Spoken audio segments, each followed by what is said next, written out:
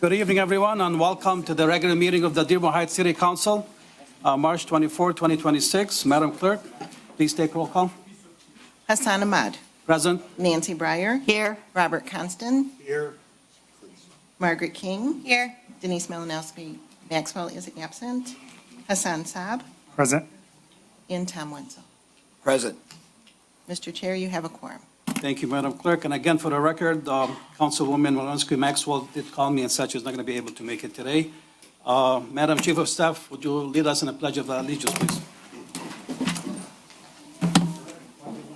Flag of the United States of America and to the republic for which it stands, one nation, under God, indivisible, with liberty and justice for all. You don't need a mic. Thank you, everyone. Before we start, we did have a bad news from this weekend. A long life resident and a former city elected official passed away this weekend. I'm going to give it to Madam Clerk to tell us more. Thank you. Yeah. Sunday, March 22nd was a sad day for our citizens as we lost an elected official, a former elected official. On Sunday, March 22nd, Sharon Judith Jasinski passed away, known affectionately as Judy or Juju. A dedicated public servant, a pillar of Dearborn Heights community, and a cherished friend who left a mark on every life she touched. Judy's commitment to Dearborn Heights was more than just a job, it was a calling. After a distinguished career with the building department, as well as the clerk's office, Judy was appointed city clerk on March 9th, 2004 by a 5-2 council vote. The motion number was 24020.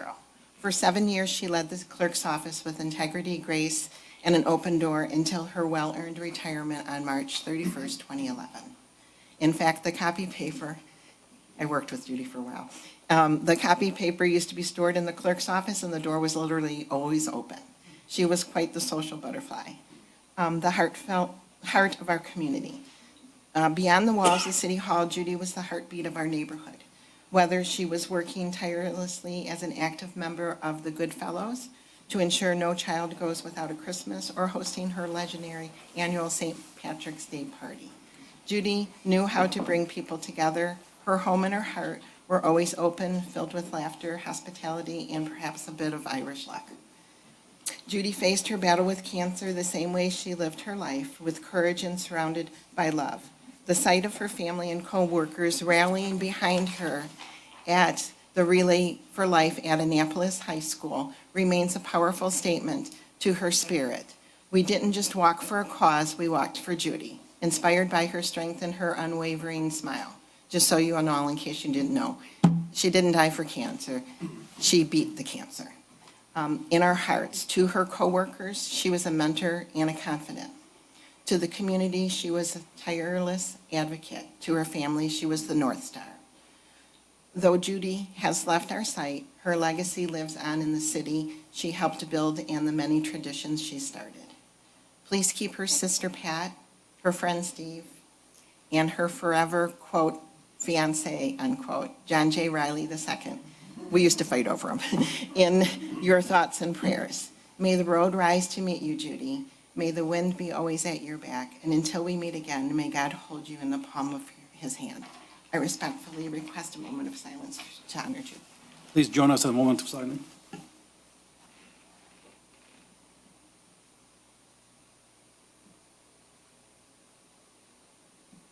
Thank you, everyone.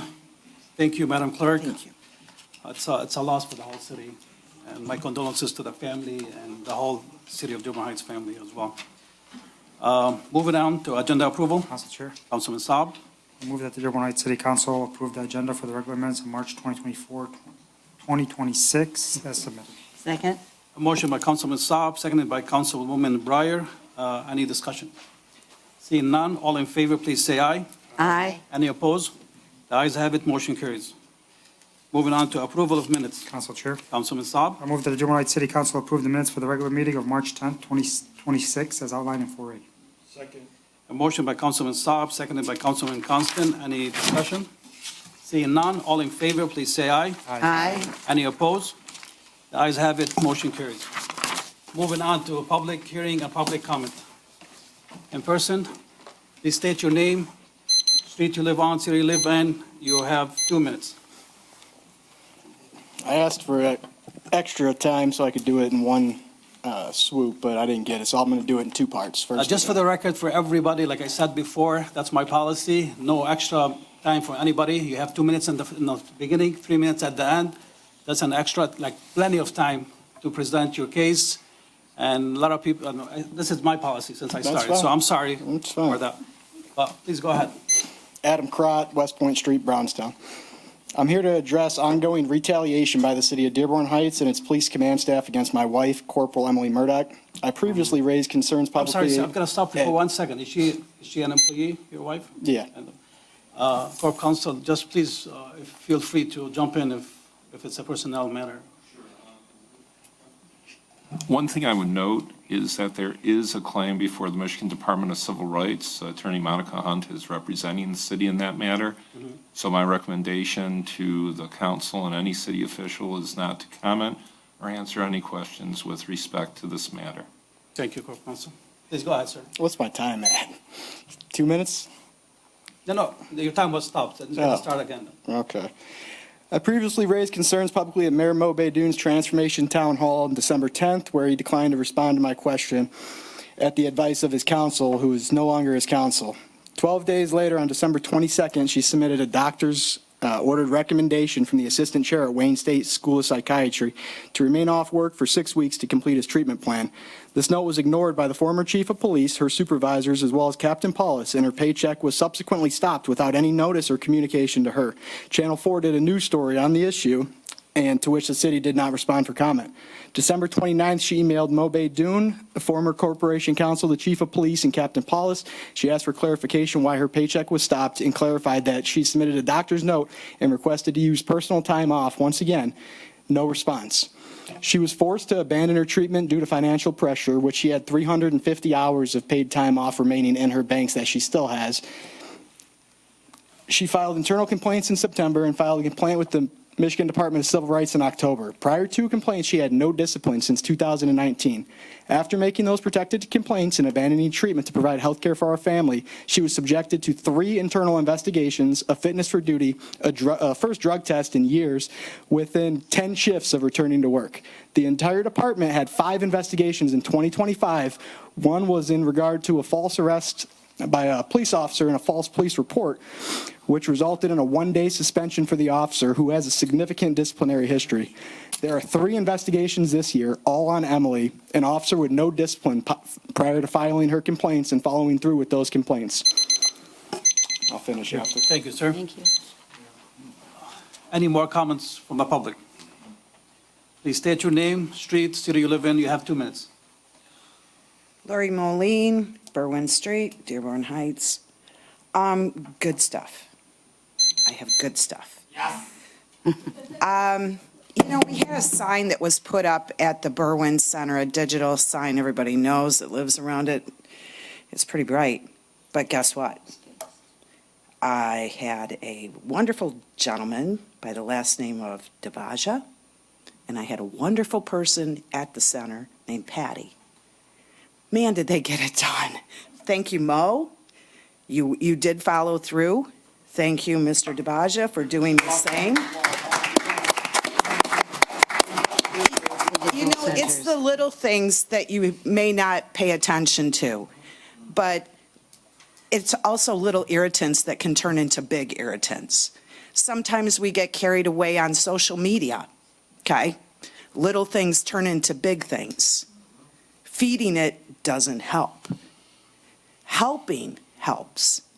The other thing I would like to comment on is the traffic. I also made some inquiries, had some wonderful response from Councilwoman King and our police chief, and there's action. And I saw it, and it's great. Mr. Mayor, I called the shots here. Okay. Okay, I'm going to stop. No, go ahead, please. No, I'm done. You're done? Thank you so much for the positive energy. Sir, please state your name. Robert Haddis. I'm a taxpayer here in Dearborn Heights. I'm really here just to make an announcement with respect to the No Kings Rally that's going to be held this Saturday on the 28th. A lot of people are going to go there, maybe for varied reasons, regardless of party affiliation and so forth. If you're not content with the way our administration in this country is going right now, then I would encourage other people. I didn't see one for Dearborn Heights.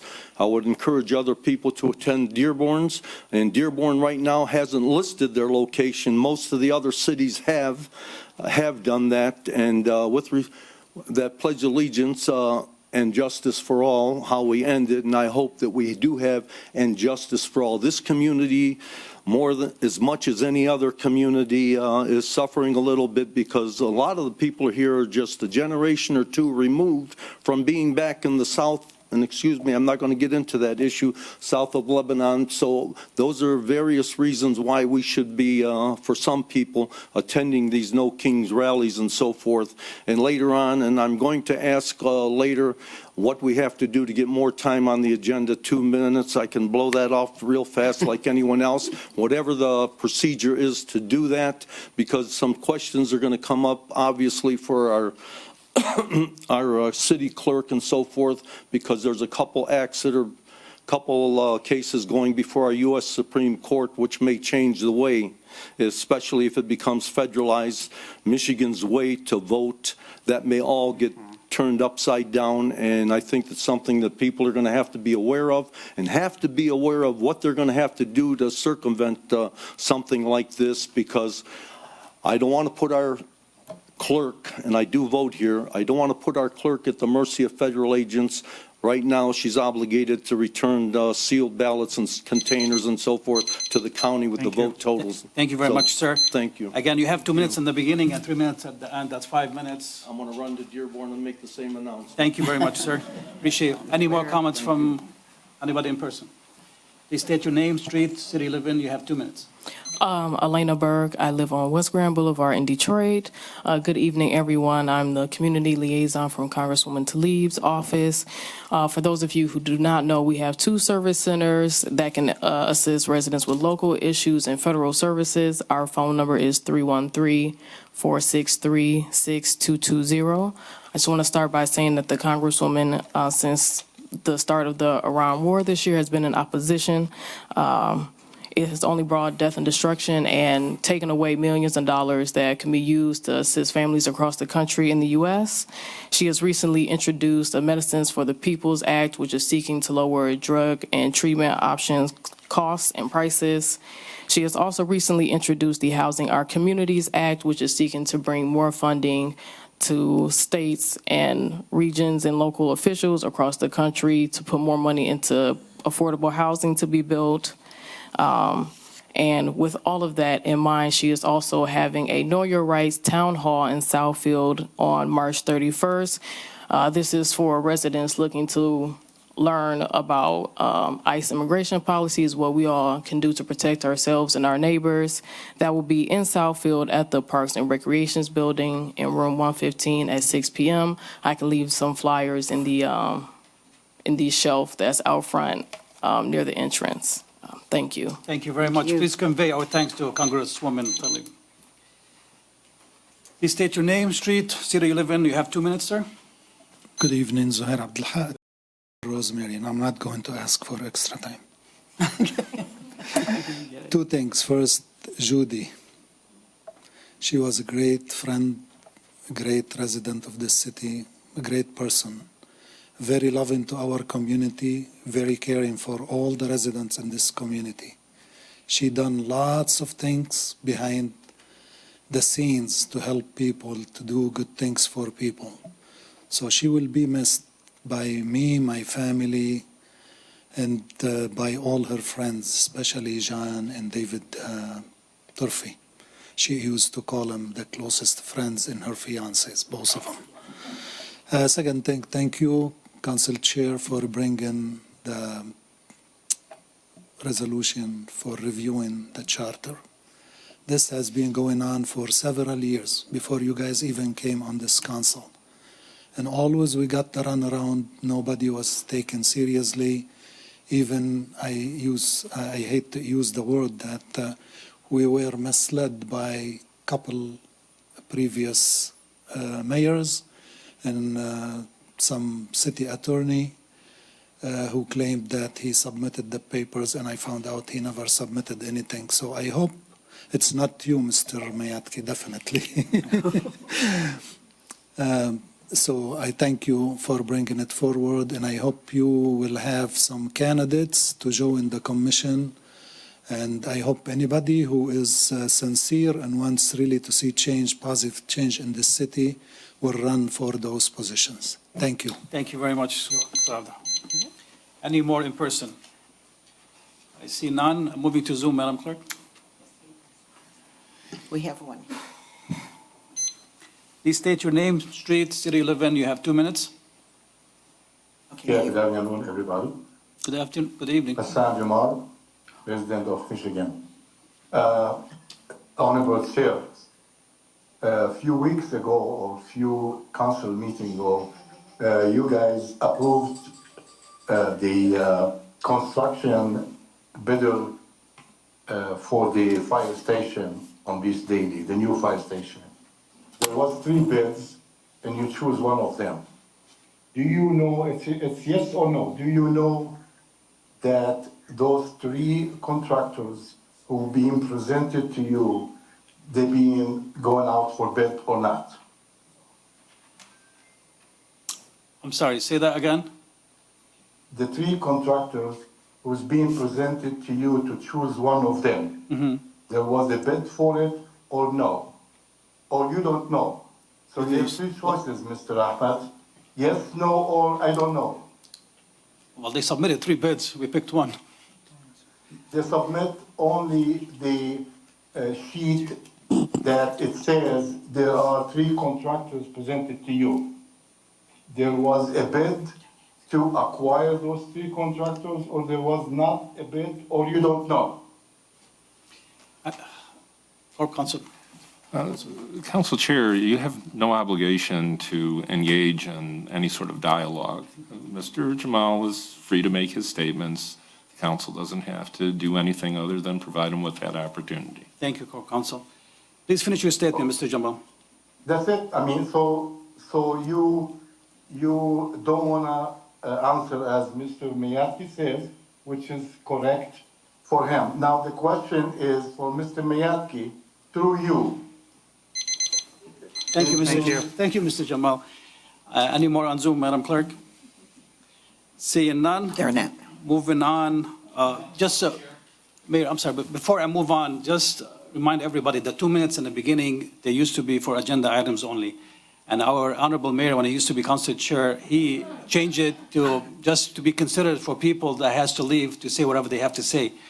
So I kept it the same for the same reason. So people who have to go back home or go to work, that they can say whatever they can say in the beginning. But I guess 2 minutes in the beginning, 3 minutes at the end, it's more than enough. It's a council meeting to conduct business. It's not a speech and debate class. That's pretty much moving forward how it's going to be. Mayor, please. Yes, there was 3 bids, 2 peoples. And the second thing that I wanted to correct on was it was actually Councilman Wenzel's resolution, but I was the council chair. We all supported it, so. Yes. Thank you, Councilman Winslow. I want to give him the credit where credit's due. Thank you. Council Chair. Thank you. Councilman? Just for the record, we did go off for bid, and we picked, through the old administration, partners, an architect, and they're in charge of the whole design. They came with the 3 firms that were going to build. They came with pricing, and that's how the process went, and that's what was agreed on by council. Thank you. Thank you, Councilman Saab. Council Chair, one last thing, I'm sorry. Mayor? Just for clarifications for Mr. Jamal, because I don't want this to turn onto like a Facebook, social media post that's going to go on forever.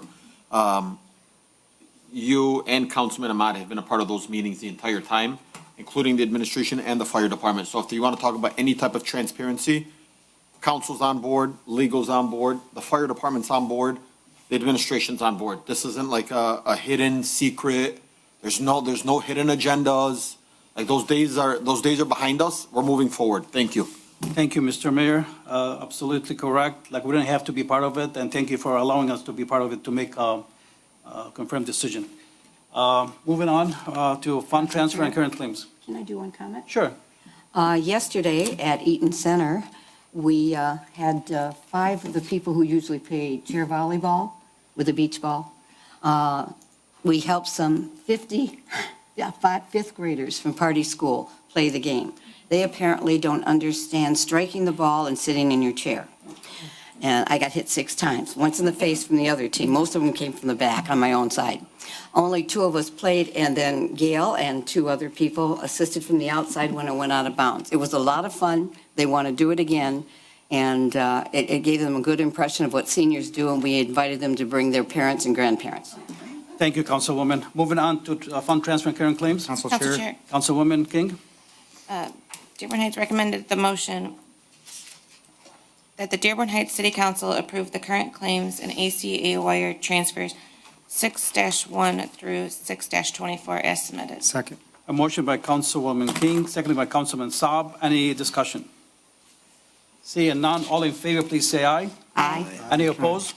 The ayes have it, motion carries. Moving to 8A, Mayor Baidoon, amendment to lease agreement. Council Chair. Councilman Saab. I move that the Dearborn Heights City Council approve the first amendment to the lease agreement between the City of Dearborn Heights, Isa Brothers LLC, and Revive Golf Management for Warren Valley Golf Course. Further, please authorize the mayor and the clerk to sign the agreement on behalf of the city as outlined in 8A. Second?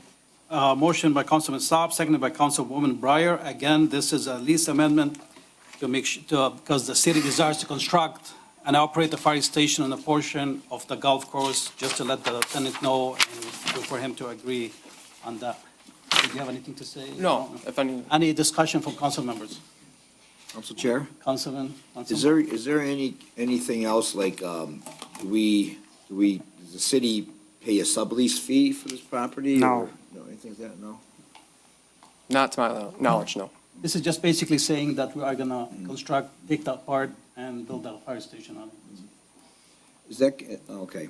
All right, that's it, thank you. Thank you, Councilman. All in favor, please say aye. Aye. Any opposed?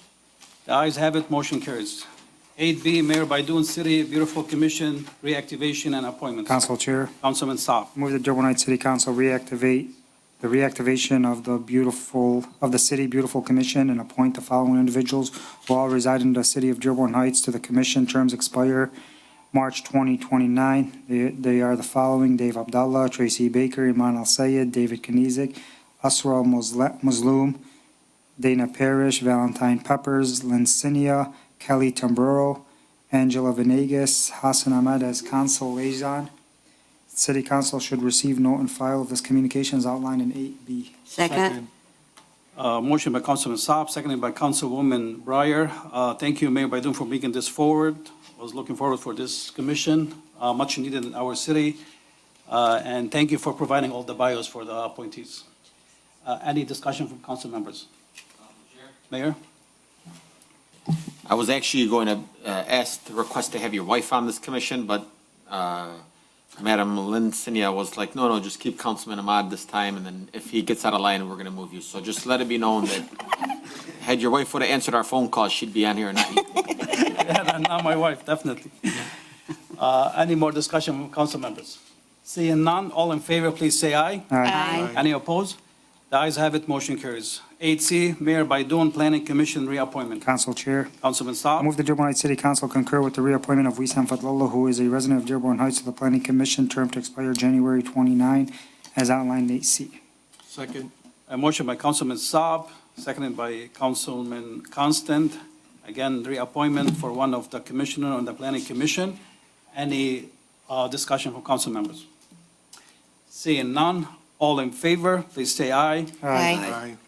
The ayes have it, motion carries. Again, Mr. Wissam, thank you, Mr. Wissam Fadlallah, for your service. I think he's been serving for a couple of years, and we do thank him for his great service.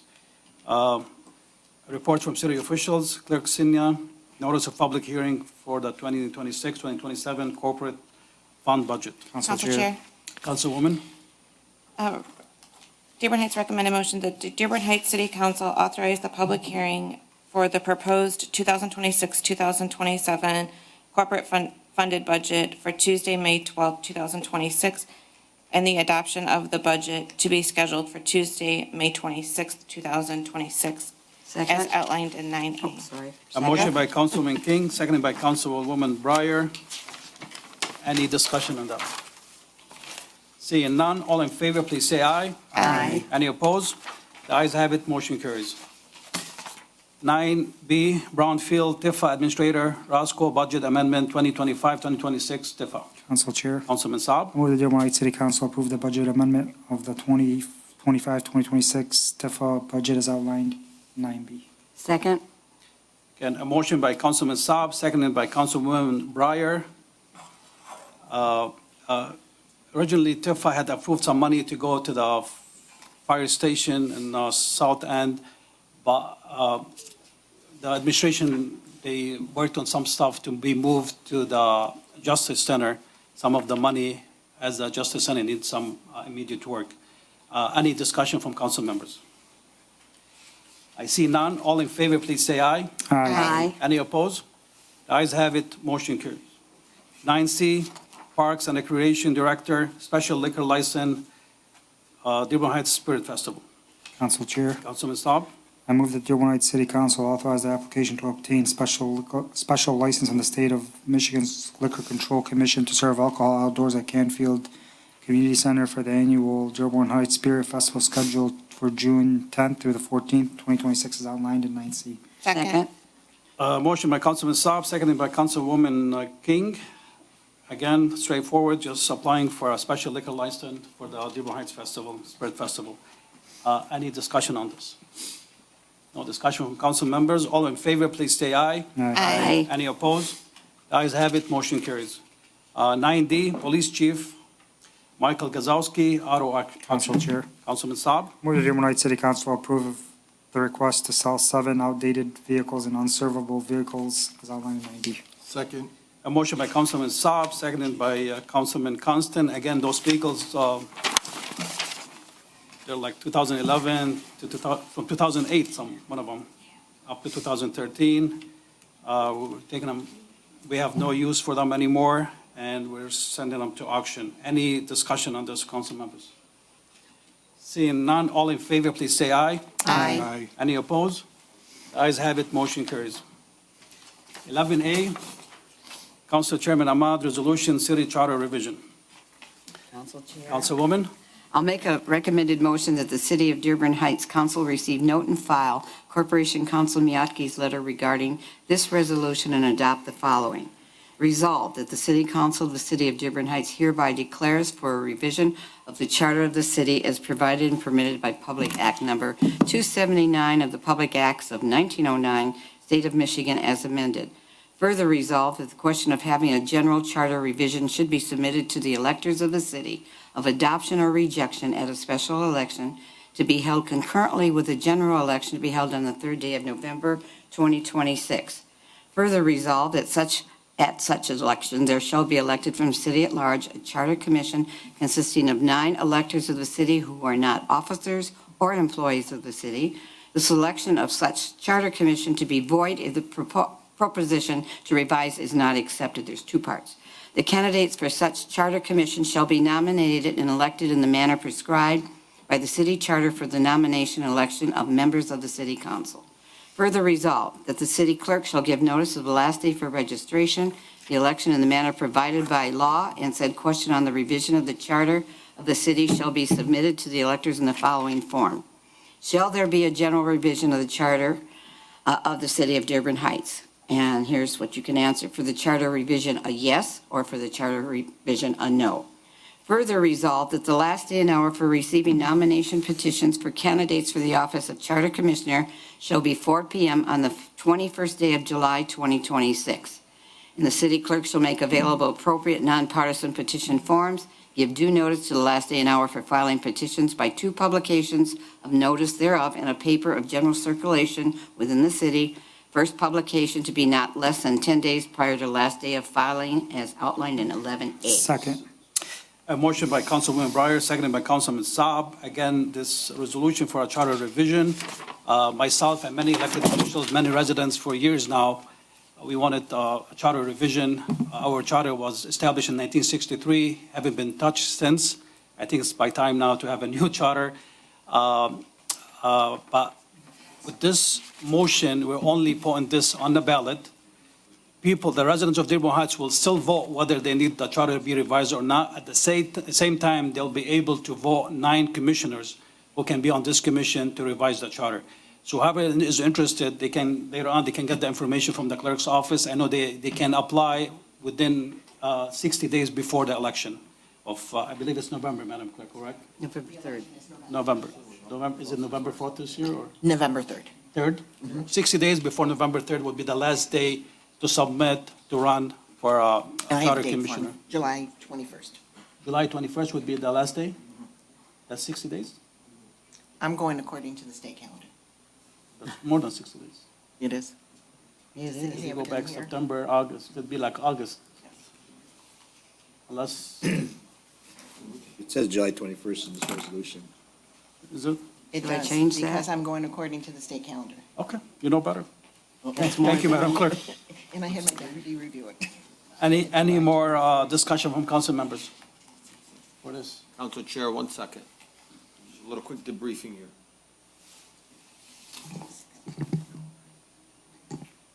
Council Chair, Yes, Councilman? in the meantime, will we be advertising for these commissioners in what form and? I mean, like any elected official, they have to run, Madam Clerk would advertise it. I mean, just we'll like have anybody. packets. Yep. We'll have packets for it, and I've already talked to our director of And is there communications. pay so on- is there do a pay something on involved? You that. know, that's a good question. I was going to ask Gary about that. Madam Clerk, do you know? Because I we do. haven't done it since 1963, so. Exactly, we've never done it, not a revision.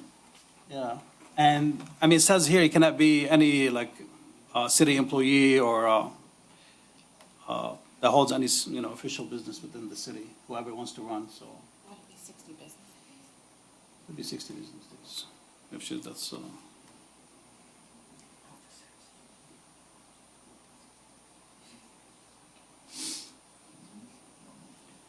Mayor, is that affecting this, motion? This, you want me to put it on hold?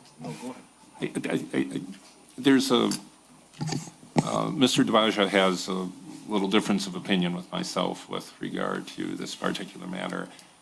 He feels that what they do in Dearborn should kind of be done here. I see it as being unnecessary. I think it's something that we're just using the MML form template resolution. And if there is a need to end up including some sort of language with regard to regularly revising the charter, we can end up doing that, or the Charter Revision Commission could end up doing that. Pretty much, but I thought this is the commission itself, they can decide on that when they revise. That the is charter. correct. That would be the idea. So I think what Director DeBaja is saying is that, let's just say that the Charter Commission comes out, puts out a charter, and then, that has to go and get voted on. If that gets denied, there's still another he wants the verbiage to be every 12 years, there's a commission that will make a decision on the actual charter, where you don't have to keep coming back and having 3 elections in order to get something back on there. No, I'm with you, Mayor, but this way, we're amending the charter ourselves right now. Correct me if I'm wrong, Ms. No, this is not us correcting, this is not amending it Well, ourselves. it's not in the charter right now that we have to do it every 12 years. That is correct. But we could include that in the charter. And at the same time, you have to look at the wisdom of doing so, because I spoke to the Lansing city attorney today at length. And if you recall, when this last came up, when Mr. Farino was corp counsel, he said he was going to contact Lansing. And what happened is they had a provision in their charter requiring something to end up being done that was inconsistent with state law. So they kind of put themselves in a trick bag. And so I would rather have the flexibility in this situation not to necessarily require that. And if it is going to be done, to make it part of the charter itself. I agree. What if they decided to have it every 10 years, not 12, or every maybe 8? Right. That's my thinking. Yeah, that could be part of the. I'm just saying, maybe 16. Let me go back, and hang on 1 second. I just want to play devil's advocate if I can, Council Chair. You're right. What if they put that in there? And then the charter, then the voters don't vote to approve the new charter revision. Then the 8 years is invalid and it doesn't work. But if you put in the verbiage today that what's going to go on the ballot is regardless of if it's passed or failed, and if at every 12 years there is a charter revision commission, then regardless of what's put on passed or denied by the public, every 12 years, you're going to have a charter commission. Or if that, because if you wait and you leave it in the commission to make that decision to state it in the charter, and then that doesn't get passed by the public, well, then it doesn't make a difference. No, I completely agree, Mayor, but at the same time, if it doesn't get voted in, the new council can vote it to go back on the ballot again next year, so. Well, it's a three-step process in this route. So right now, what you have to do is you have to put verbiage to get approved for us to do a charter revision. And then you have to put together, choose a commission, and then you have to work on it for 3 years, and then you have to bring that to the ballot. So there's 3 steps. Whereas this one would allow that if all 3 steps were, if the 2 steps were denied, or the 1 step was denied, in 12 years, you wouldn't have to go through the 2 or 3 steps again. You would just have to choose the commission and put it on the ballot again. So ultimately eliminates a step. I could see both sides. I'm just trying to give you guys the understanding of both. What's your recommendation, Corp Counsel? My recommendation is to do it as I've recommended and presented. I just think that it's a cleaner process and the council still has flexibility in the both future. options are I mean, good. I would like to really to approve this today so we can move forward. We can think about it. Can we bring something later on and add it, or that would be too late? I think it might be too late because you're already putting things in motion in terms of trying to do this way. And I think part of it is the way Dearborn does it. And I could be wrong about this. I haven't looked at the Dearborn City Charter, but I think it's in their charter with respect to this in the first place. In other words, it requires every 12 years. And there are some communities that have that. Dearborn Heights doesn't have that. Dearborn Heights basically says amendments will take place based on what the Home Rule City Act says and the process that's followed. So if in the future, the Charter Revision Commission comes back and people adopt a revised charter that says every 12 years, then that could end up being the case. But it doesn't necessarily have to be if people are fine with it. So, for example, the Lansing City Attorney said they had various votes because they were required to, and every time it got shot down. So everyone was just like, yeah, it's a waste of time, until they finally did their last one. And so I think the flexibility is a good idea. That would be my recommendation. Thank you, Corp Counsel. Director, you had something to say? Yes, I'm sorry, because I feel like we're kind of butting heads, but I worked with some of the commissioners during the Dearborn charter revisions. With this vote going on right now, our charter has not been revised since, I believe, 1963. If I'm not mistaken, it's never been revised before. With what's going on the ballot right now, you're either going to ask residents one time, do you think that the city should be able to elect a commission that can take a look at the entire charter and offer revisions? Or do you want to keep the same charter that's been here since 1963? If they do vote if they vote yes on this revision, if they do vote yes on this, then this would give, this would next year or whatever year we choose, we'd have to put on the ballot that the residents have to elect a commission of whatever the number is going to be. 9, like Dearborn has 9 commissioners, and these 9 commissioners that are elected by the public get to vote on whether or not, get to work on Revise the revisions charter. to the charter. And once they do that, then that charter has to go forth and be voted on. I think you should add it in right now where it's once every 12 years. And the reason I think you should add it in right now is because other than you guys right now, this has never been voted on before since 1963. There's a lot of things that are crippling this city because our charter has not been revised since 1963. And if, let's say, the residents do pass, they say yes to this vote, and then we elect a body, whether it be next year or in 2 years or 2 years later, of commissioners, if those commissioners make revisions to the charter, and one of the revisions is, let's overlook this charter once every 12 years, and that charter gets voted down, those revisions get voted down, then it may be another, 62 years or 63 years before it comes in front of a council again, and the council votes on allowing revisions to the charter. I think I disagree, Director, because like I'm doing it right now, if it doesn't pass this November, whoever in council next year, they can vote it back, they can vote it to go back on the ballot again. Whatever you're telling me right now, you're trying to make a decision for the commission that's gonna be elected, before they're elected. I mean, this is me. I mean, council members. Council Chair. Council Chair, One by one. Council Saab. So I kind of see where he's coming from, the director, where he's speaking. But how about if we put it on the ballot, and it doesn't even go, but the thing is, he's saying that if it does pass, we do have a charter commission, it does go through and the voters pass it. Every 12 years, the charter is going to be looked at over and over by this vote here, regardless.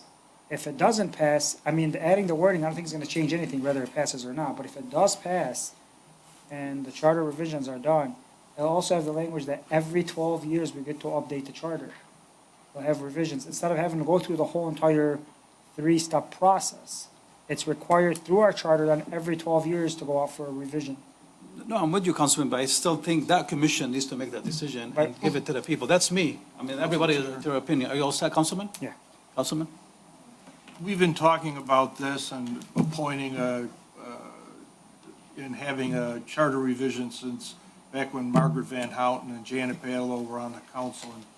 And let's not clutter it up. Let's move forward. We can, if an issue of an automatic charter revision, the state, for example, has a provision every 10 years, I think it is, for a constitutional convention, and then it never occurs.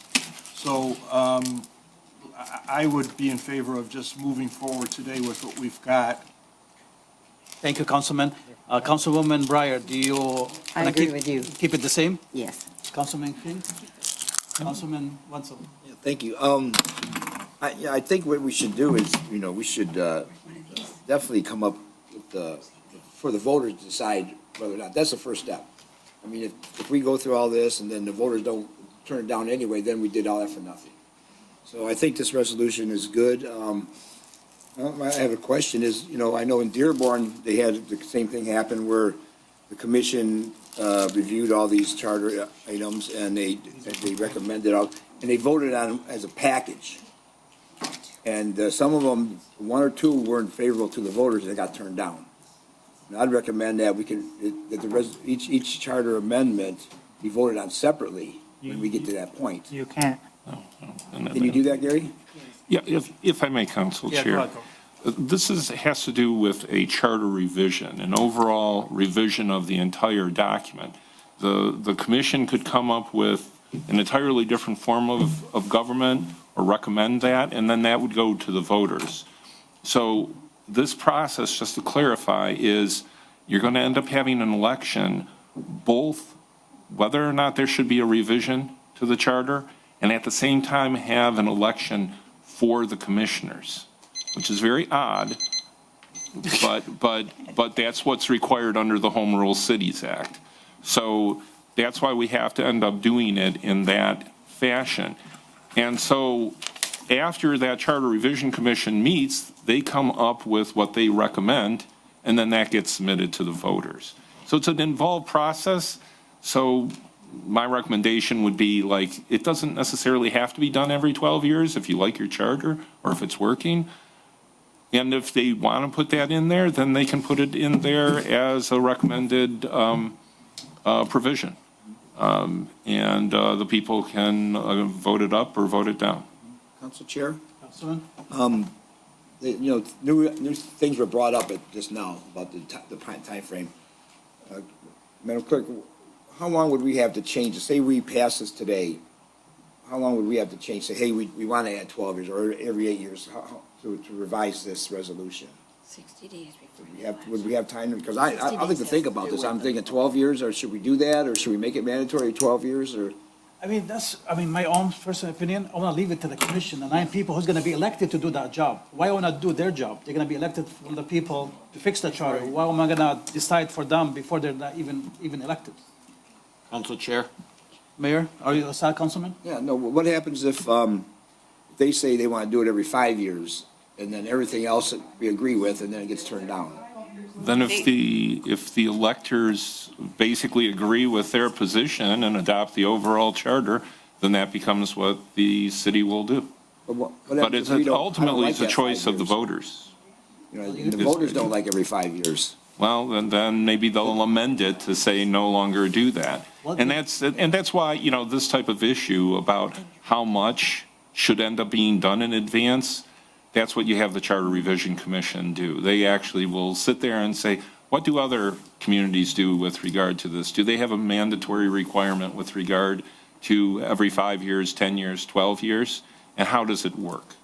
And that's why, you know, I agree with the council chair in the sense of let these folks work through these issues. Right now, we're kind of, I think, jumping a little ahead of where we should be. Let's, you know, again, this was proposed, I believe, a couple years ago, maybe, and it never went anywhere. And, you know, so we got it done. Let's move forward. It would be my recommendation. I agree. Yes. I agree. I mean, Councilman, part of their commissioner's jobs is to listen to the people. Exactly. They're gonna have town hall meeting, they're gonna see exactly what the people want, and they're gonna act upon that. So I'm not in a place to make a decision, and I know commissioners, they're gonna be elected for that purpose. So any more discussion on this resolution?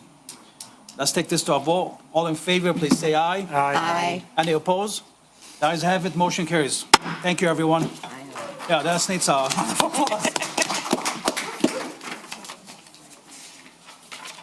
11B, Council Chairman Ahmad, resolution temporary food truck, tent cart, business license, 180 day. Council Council Chair. Councilwoman, I recommend that the Dearborn Heights City Council approve the amended resolution regarding the city council approval process for the temporary food truck tent cart business license at the specific locations for additional 180 days as outlined in 11B. Second.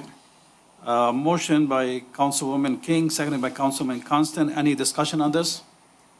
Seeing none, all in favor, please say aye. Aye. Any opposed?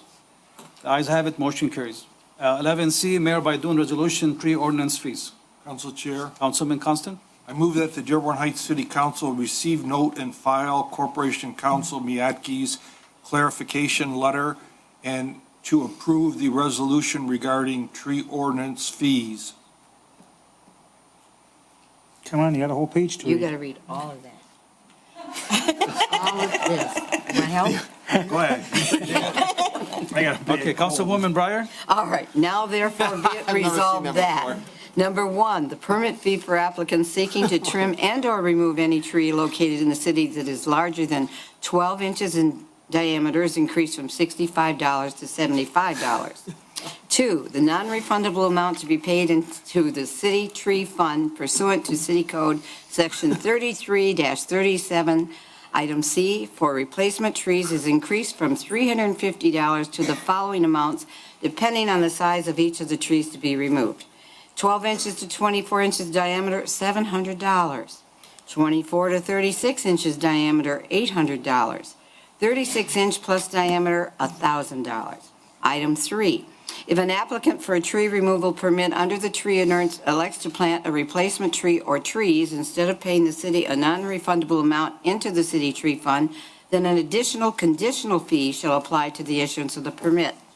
The applicant shall pay to the city a conditional fee in the nature of a bond in the amount of $500 to ensure that the applicant plants a replacement tree or trees. If the applicant fully complies with the replacement tree planting requirement and guidelines within 6 months of the issuance of the permit, then this $500 fee/bond shall be refunded in full to the applicant. If the applicant fails to do so, then the fee/bond shall be forfeited to the city after the city gives the applicant written notice of its intent to forfeit the fee/bond at least 14 calendar days before the date the fee/bond is to be forfeited, together with notice that the initial forfeiture decision can be appealed to the head of the Department of Public Works or his designee. If the applicant appeals, the appeal is granted because the applicant has planted the replacement tree or trees and otherwise has fully complied with the replacement tree planting requirement and guidelines within 6 months of the issuance of the permit, then the city shall refund the fee/bond. If the applicant fails to appeal or the appeal is denied, then the initial decision forfeiting the bond shall be affirmed and final, and the fee/bond shall be forfeited to the city to help offset the cost of remediation and/or enforcement actions the city must otherwise take to address the applicant's failure to meet the requirements of the tree ordinance. Nothing stated in this resolution should prohibit or prevent the city from otherwise pursuing enforcement actions against the applicant or anyone else for the applicant's or anyone else's failure to meet the requirements of the tree ordinance as outlined in 11C. Thank you. A motion by Councilwoman Breyer. Do I have a second? Second. Second. Seconded by Councilman Wenzel. Any discussion? Yes. Councilman Saab? Council Chair, Councilman? Mayor, what happens if somebody has a diseased tree on their property? That doesn't, I think that question he answered for you in email last time, Councilman Saab. no, but it doesn't say that on the resolution. Co-counsel? What is that, 11C? Both the letter I did and the email previously, if it doesn't have to end up going through the normal process in terms of the tree replanting, if it is a dead or diseased tree. Okay, then my other question is, how about if a tree gets damaged, car hits it, falls? I'm talking about, by the way, on city property, because that's what we were talking about. Correct, but also the city on our end are neglecting tree work. So you gotta balance it both ways. If I'm a resident and I have a diseased tree in front of my house or a tree that's falling apart or near its end of its life, the city doesn't maintain it, but I come in to offer to remove this tree because the city, we don't have the budget for it right now. Like, why should I, as a resident, would have to put all this money down if it's something the city's supposed to do to begin with? That's what this resolution, this ordinance fails to name. Well, the fee is only increased by $50, Right. which well- is kind of keeps up with the pace of inflation, I would think. I'm not the fee, what I'm regarding is the bond that we have to get put down on these trees once we pull those permits. Well, if you are, again, the bond has to do with tree replanting, Right, but right? if That you are going to follow through, because like, if you're going to remove a tree in general, then you're going to end up having to do a replanting, or you're going to have you have the option to essentially say, I'm going to do it myself. So, And what Director Dancy basically said is the problem, according to his supervisor, so you might be able to address this better than me, is that people sometimes would say, oh, yeah, I'm going to do it. And then they wouldn't do it. So this is to get them to make sure they I'm do not it. disputing any of that part when the resident wants to do it. What I'm saying is that when the city goes out, cuts a tree, we're not even, the Department of Public Works is doing a great job with what they have and what they can do. But sometimes the tree stumps aren't even removed.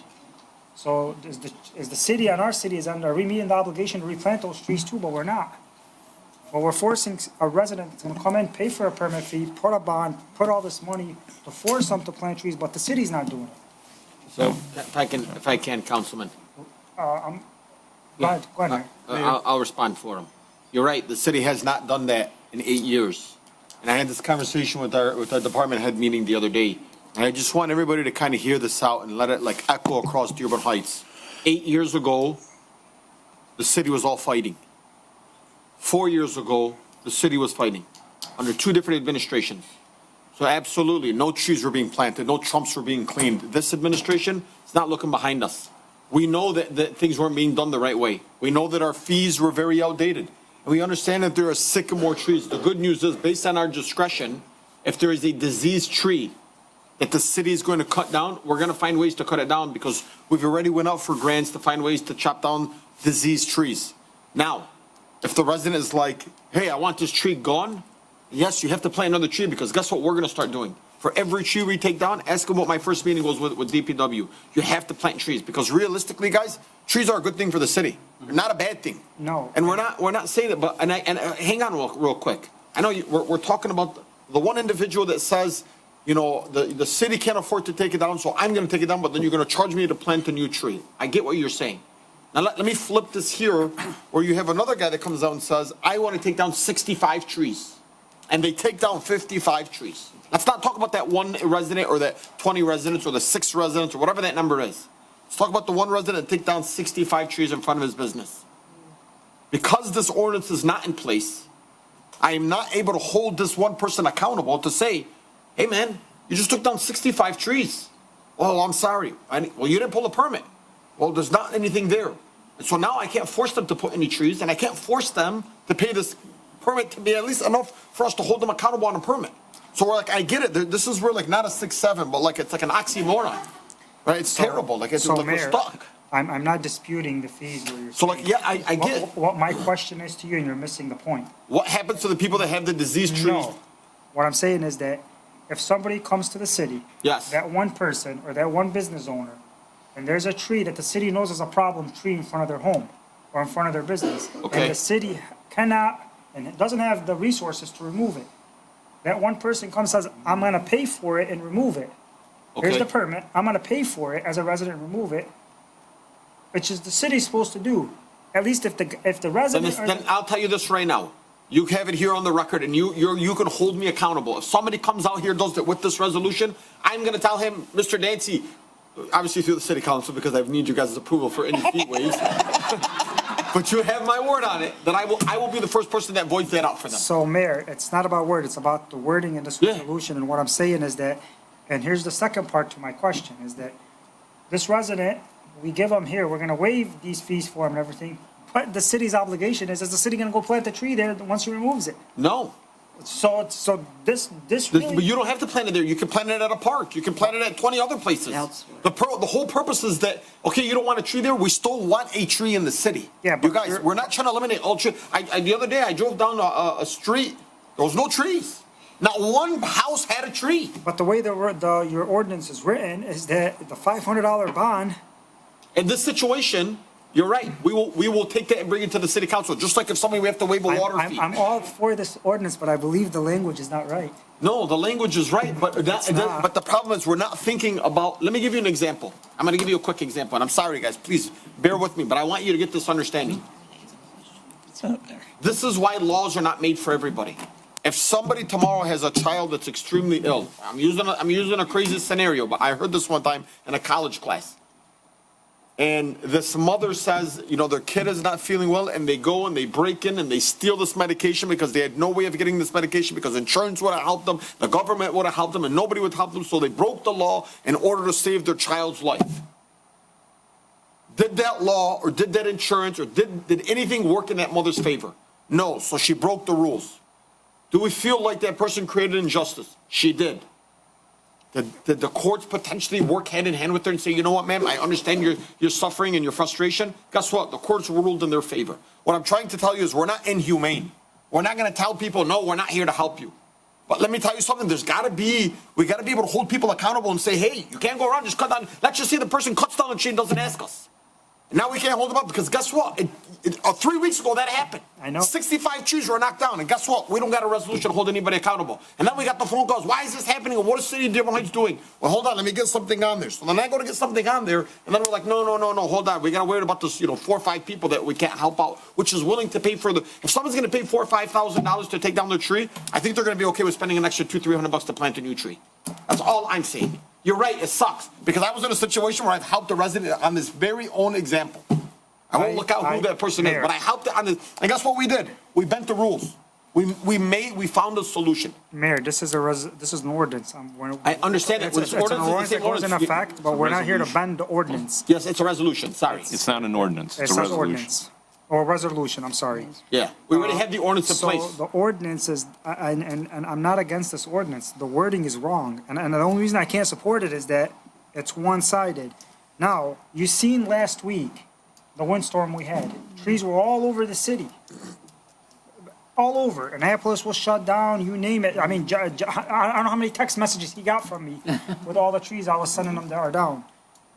But you can't say we're gonna do something, but when we know the financial situation we're in, and when we have a resident that can come in and say, hey, I have this bad tree that's gonna fall down or fell down, I'm gonna pay for it to get it removed.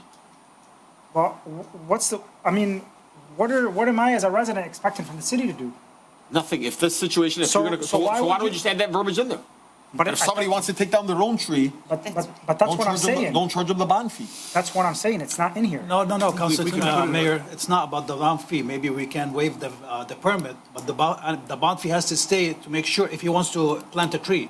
If he wants to put in a fund, then there's no bond. But if he wants to plant his own tree, then definitely we need the bond to make sure he plants the tree. I agree with you. I just want to be clear that this is just a resolution to up the fees. The verbiage here was done with Dave Abdullah's era when he was here, right? This is new. This is based on what was recommended by DPW. Yeah.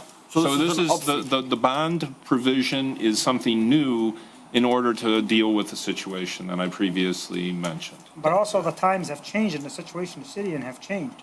If you have a resident willing to pay $4,500 to cut down a tree that is a liability to the city on city easement, I believe that they're doing a service to the city on top of being a taxpayer. Council Chair. I mean, I would, Councilman, if I may, I would suggest if somebody wants to move a tree, which is if it's dead or give them a hard time. Or they just don't want it. We can, or they don't want it. We can wait if it's a city tree and they're willing to take it down. I mean, this is me. I would waive the permit fee, but definitely I will keep the bond until another tree is being, I agree with that. But, or what I'm trying to say is even if they paid the fee, Council Chair, if they paid the fees and everything, and they took the tree that belongs to the city down, that's a liability to the city. Or it might not be a liability, they just might not want it. No. Me personally, I don't believe anybody should just cut down trees for any reason. I don't. And then this is what At about. the What I'm same time, like you said, there's other trees that, like the sycamore and stuff. And they're in really branches bad falling, shape, so- and we seen that last week. Bringing up the. My thing is that if we charge somebody these fees to cut them down, and they're paying $5,000 to cut a tree down, the least the city can do is go out and plant a tree. Well, the good news is we just went out for a grant asking for $1.2 million to plant And trees so- across the city and to take down trees, sycamores. Mayor, if I may, specifically. Corp Council, you have something else to add? Yeah, I just want to clarify, the tree replanting fee, as well as this particular type of bond, only will apply if you are dealing with a replanting obligation. It won't apply if you are removing a dead or diseased tree on the city right-of-way. So we're kind of talking about stuff that's not really here. Okay, so you're saying in Council this, Chair. One second. All set, Corp Council? Yeah, I'm set. You all set, Mayor? I just want to ask him a question, I'm sorry. go ahead. I can get a better understanding. Go ahead. Are you saying in this resolution that if a tree is dead, this doesn't apply to them? That's correct. In the ordinance, it doesn't apply to them in the first place. They could just. Why are we having this conversation? I got a Basically, Councilman Saab is saying it's not clear in the wording.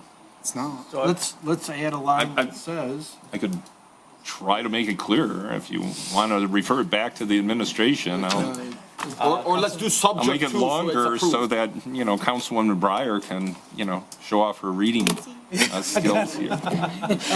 We can refer it back to add a few lines that. Or we can just make approve it subject to final review again from Corp Council, like recommended That's a by good council idea. members. Councilwoman? I'll accept that. Can we get an arborist, like them, get an arborist to get in here and tell us if it's sick or diseased before somebody just tells us that it's sick or the tree is diseased and we don't understand? DPW. Do you have one? Council Chair, so we've done that repeatedly. What ends up happening is the resident claims the arborist the city hires is in the interest of the city, and then the resident hires their own arborist. They come out with the knowledge that they're hired by the resident. So this particular resolution really just changes the fees. I mean, the ordinance is already written, that's in place, has all the proper language for it. There are times where we call an arborist, and like Councilman Saab saying, though, if you have, the issue is the definition of whether or not it's dead, dying, or diseased is at the discretion of the city. We run into a lot of issues where the resident has one branch that'll fall, fears that their tree is going to come down. So there's got to be a method to start to fund this replanting fund. All this does is up the fees to what they should be for how much we're paying to plant trees. This is a great meeting. I get that. I would just personally, for me, I would want the arborist to tell me if the tree is diseased or not. Yes, we'll call an arborist in occasionally when we run into situations where they do not they just will not listen to the supervisor's or myself's opinion, right? We'll call in an arborist, pay the arborist out of city funds with respect for one resident, which I don't think is the greatest, but at least it gives the resident an opportunity to say, hey, a third party came in to determine whether or not the city tree in front of your home is dead, dying, or diseased. Because that's, I mean, a majority of these cases, when we go through and discuss this, we have to look at the majority of the cases, not the outliers of hundreds of trees or the outliers of clearly dead trees, right? There are some times where the situation will deem almost 100% consensus to a tree needing to be removed. In those situations, the city, as best we can, go out and remove dangerous trees. We really call them dead, dying, or dangerous trees. But again, the resident, the city it's already in the ordinance that the city can waive a particular replanting fee for a dead, dangerous, or dying tree. Is there? So I guess we're good. So, Council Chair? You're all set, Council? no. One second. Go ahead. So, Director, the question is, I'm not about being waived or anything. What I'm saying is now we're put in a situation where your department is strapped on how much funding we have for tree services, correct? Yes. And we have your average resident coming in here saying, I have this issue, I've notified the city for 2-3 years and they've done nothing. I'm willing to cut this tree down at my own expense, not wait on the city any longer. For one, that tree becomes a liability to the city with a lawsuit potentially if it falls on a car, somebody trips on the sidewalk from the sidewalk raising and so on. If the resident takes down this tree at his own expense, a taxpayer that's already paying taxes for that service to be provided by the city, we as a city are not doing it. And we haven't done it for 8 years. We're doing the best we could with what we have. We did plant, the city did plant, I think it was 150 trees in 2024. To my knowledge, that was before I got here. Primarily, they go into parks because the residents get upset and then end up not wanting them, but that's a different Thank you, matter. Director. Yeah. I think Councilman, like Mayor Baydun said, that was back in the days. Now it's a new administration. Hopefully we get the grants. We're going to take care of our trees moving forward. Core Council, you had something to say? Yeah, I was, you know what? I'll just pass. I think we're good. Council Chair, Councilwoman? I have a couple things. I think the fees are a tad high. I'd rather recommend 500, 600, and 800 instead of what we've quoted. Plus, a couple years ago, 3 years ago, when trees were planted, I've learned from a resident this past week that in the south end, they planted in the easements white, I think they were plum trees. And that when they bloomed, they smelled absolutely horrible. And they weren't a very sturdy tree. The wind blowed and they would break. I think we So have I 5 think we should different be approved careful trees, what we correct, Director? plant. There's more approved trees than even that. There's we can just use the state-approved Okay. native species They list should that we would only plant plant from. whatever it's They should approved. plant state-approved Whatever, yeah, sturdy approved. trees. Correct. So Councilman, I'm sorry, Councilman Saab. Councilman Wenzel? Go ahead. Yeah, thank you. I heard Corporation Councils mention on city property, but this is for city and private property, right? This is for city property. For city property only? City trees. Okay, city trees only. Okay, that's one of my concerns. That's what I was hoping. Well, the bond fee would be for, you know, needing to replace it for city property as well. But anyways. Okay, but does this apply to? If it's not dead or diseased, On I'm sorry. private property also? No. No. So, okay. All right, I've got a tree it's not on my property, it's on the easement, and it's been reported several times, and it's a very dangerous situation. However, there are utility lines next to it, and the city can't do anything because they're within 10 feet of these lines. Is that correct? Yeah, I mean, our guys do not have the training or means and the equipment to cut around utility lines. Those are specific to utility. Cable lines, basically, but, Mr. Wenzel, email. I've been living with that for 8 years. I mean, you come by my house and look at this tree, you'll freak out. Email me your address and I'll make sure DT takes care of it. It's not Yeah, because that's got to be taken care of. That's a DT, it's joint Well, you know, services. that's right. The next item is my tree planting resolution. We have to redo this whole tree ordinance. And we're biting at it bits and pieces. And I'm with Councilman Saab on this because, you know, if there's a diseased tree like my tree right now, say if it was diseased, it's a dangerous situation. actually fell, the branch that's broken off, you'll see it fell on my truck. But I never reported it, and I couldn't make any claim on it, and it bent my tailgate. But if that tree needs to be cut down, say there wasn't wires there. So the city doesn't have the time or the money to do it. And I said, this thing's dangerous. It's going to fall on my truck again. I can't park underneath this tree. And I've got to pay this money to have it taken care of. If I want to pay to have it done, but I got to pay all these fees too, I just don't understand why that. Councilman, again, there's no fees. It's only a permit fee and a bond to make sure that you plant the bond. Tree. If you plant another tree, then the bond is given back to you. So there's no fees. It's only the permit fees we're talking about, which is. But you have to plant a tree. Yeah. And that's another thing. This tree fund should be a restricted fund, I think. No. Because that money goes in. We put the money into this tree fund for years. I know, but there's no record of it. There's no money for years. Yeah. I'm sorry. One point, though. I mean, remember, when it comes to removing trees, and I know this has been raised, you have to also realize that it's not just the owner who's going to potentially remove it. It's the entire public that is potentially going to be affected by someone, and Mr. Dancy's department needs to end up being able to evaluate whether or not their plans for removing this are sensible, and therefore that's part of the permit fee, is to make sure that you have adequate resources for the city to be able to make that evaluation, including, if necessary, bringing in the arborist. So, that's part of the idea of having to charge the permit fee as well. Mr. Mayak, I'm not against the permit fee. What I'm against is that the city can go out there and cut this tree for no fee for the resident.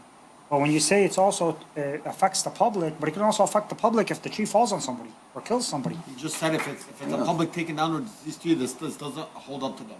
No. What he's saying is referring back to DPW, that they got to make the assessment to get an arborist out there and everything. And he said it eventually affects the whole public. But if you're weighing the options both ways affect the public as a whole. Yeah, but you've got to, my point is that the city has to end up recouping the cost that's associated. So how is the city recouping the cost if we go out? By the permit fee. But the city's not pulling a permit fee if it's cutting this tree down in the city. Yeah, but the permit fee offsets the city's costs, and Mr. Dancy's, supervisors and so forth who oversees this. That's the idea of a fee. Anyways, I'm sorry. Councilman Winslow, you said something? Guys, why do you guys vote yes or no? Obtaining a permit, is that just the process of giving them money and then giving the homeowner a permit? Or does that say, having this permit, you have to show us a reliable, insured person to cut the tree down? Because if I get a permit and then my buddy down the street says, hey, I got a chainsaw, and they cut it down and it falls on some power lines or it falls on a neighbor's car, and hey, who's liable for that? Yeah, when it's on a city property, it's required to be with a company that's registered with the clerk or the city and has bonding.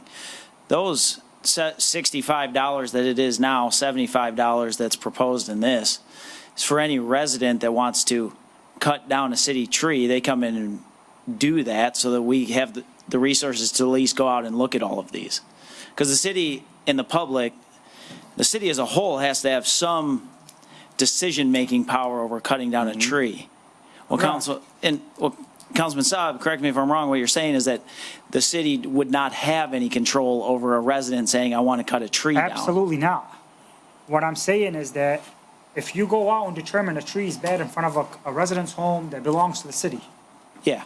Okay, and me as a resident, I'm willing to cut this tree down out of my own expense. In the city right now, you're going to come tell me, well, I'm out of funds. I don't have funds to remove this tree. And I take the initiative out of my own pocket to cut this tree down. I'm not saying about the fee or anything, but I'm saying the least the city could do is go out and plant a tree there. I shouldn't have to put nothing as a bond or pay for a tree replanting if I'm doing the city's job. Okay. Say that from the start. That's exactly what I'm saying. I've used it 3 times. That's the first time he's ever said that. No, I've said it 3 times. You didn't say it this clear.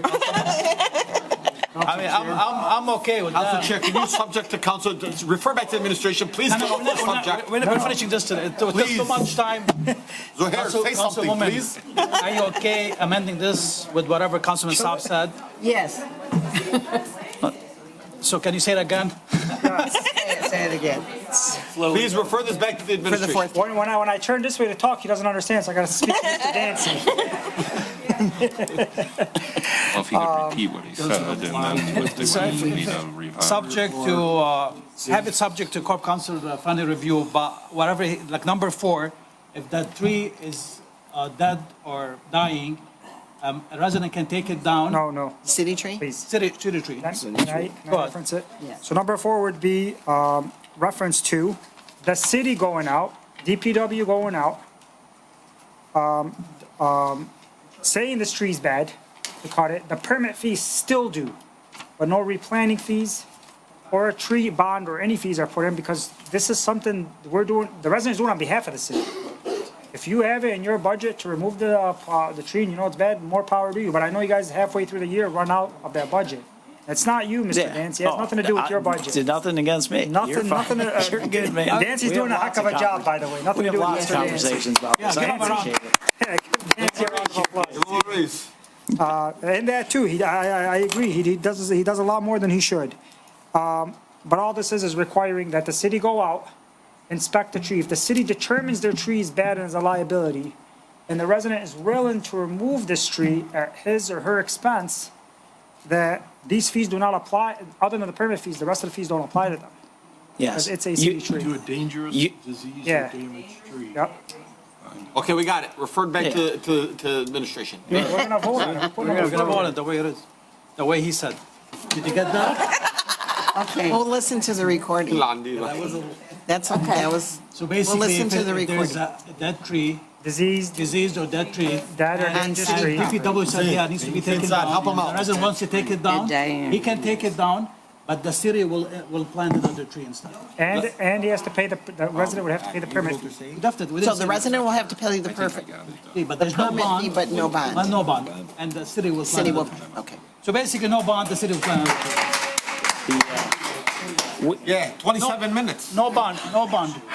Yeah, that's a So lot. basically, no bond, that's it, it's no bond. Voted on an auction. For item number 4, Mr. Dancy, if you go out and determine a city easement tree is sick, damaged, or dangerous, and we don't have the funding to do it, Rose. and the city can't cut it, and the resident pays for it to be cut, they're only responsible for the permit fee. Yeah, I agree, it's fair. Correct. Yeah. It's fair, it's fair. You might want in the language with a licensed contractor with the city. No, everything's Everything's still the same. Correct, yeah. All they do, they pay a permit. Yeah. But they don't have to put a bond or replacement. The city will replace the tree. Yeah. The next one. And make it subject to final review by Corp Council, Madam Clerk. Okay. Yes, sir. So again, motion by Councilwoman Briers. Councilwoman, would you like to second that motion amended? Yes. Seconded by Councilman Wenzel. All in favor, please say aye. Aye. Any opposed? The ayes have it, motion carries. Cool, I know, sit down. Can't believe we're celebrating tree ordinances. I'm gonna go back and watch this meeting, how many times I told you the same thing, man. I mean, he had to be difficult. What are you going to do? 4 times. Councilman difficult. 11D, Councilman Wenzel, resolution, tree ordinance. Look how red John Dancy is. Look how red he is. Okay, let's move on. 11D, Councilman Wenzel, resolution, tree ordinance. Oh my God, here we go, another tree. We're not done with trees yet. Council Chair, Councilman?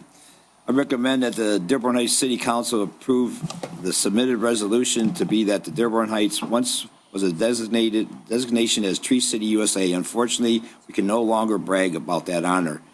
I am asking for an immediate halt on the removal of any trees and temporarily stop the issuing of any new tree removal permits and refund the permits fees that were paid for the trees that have not been removed yet, with the exception of trees that must be removed for construction purposes or trees that have been damaged, causing potential hazardous conditions, and trees that have died or are diseased. We believe that this ordinance should be looked at and rewritten, having input from professionals and the residents. A motion by Councilman Wenzel. Do I have a second? Second. You can't. Do I have a second? I guess no second. Motion fails. Sorry, Councilman. Moving. Moving on to 13, new business. 13A, business license application, Bellagio Banquet Hall. Council Chair. Councilman Constant, I move that the Dearborn Heights City Council approve the business license application for Bellagio 23900 Warren as outlined in 13A. a motion by Councilman Constant, seconded by Councilwoman Breyer. Thank you for Director of Ordinance Nasrallah for keeping us updated on those businesses, and they are good to go. Any discussion on this? Council Chair? Mayor? I know you gave the kudos a little bit to Director Nasrallah, but I want you to know, and you can ask the clerk's department, we've had businesses that have been operable for like the last 20 years, for 6-7 years, have not had a business license. Or they sold it from, John Doe to John Doe, or Smith Joe. And Smith Joe just assumed, hey, I'm gonna continue on in John Doe's name, but I'm Smith Joe, and I'm not gonna go get a new business license. So Director Nasrallah has brought in a little over 30 business renewals that have had 6+ years of no business license. So he's keeping our clerk's department busy, he's keeping the treasurer's department busy, and keeping our ordinance, our building department busy. So good job, Director Nasrallah. Let's give him a round of applause on that one. Nice jacket. Thank you, Council Mayor. Chair? Any more? Council Chair? Yes. I want to include the assessor's office on that too, because we're all working together, and they do a canvas once a year and supply us with those businesses that they have discovered. Yes. Thank you. Thank you. And definitely the Treasury too, because they're accepting payments for licenses, new licenses, or renewal. Yeah. Any more discussion from council members? Seeing none, all in favor, please say aye. Aye. Aye. Any opposed? The ayes have it, motion carries. 13B, business license renewal, Guerrera's Italiano. Council Chair.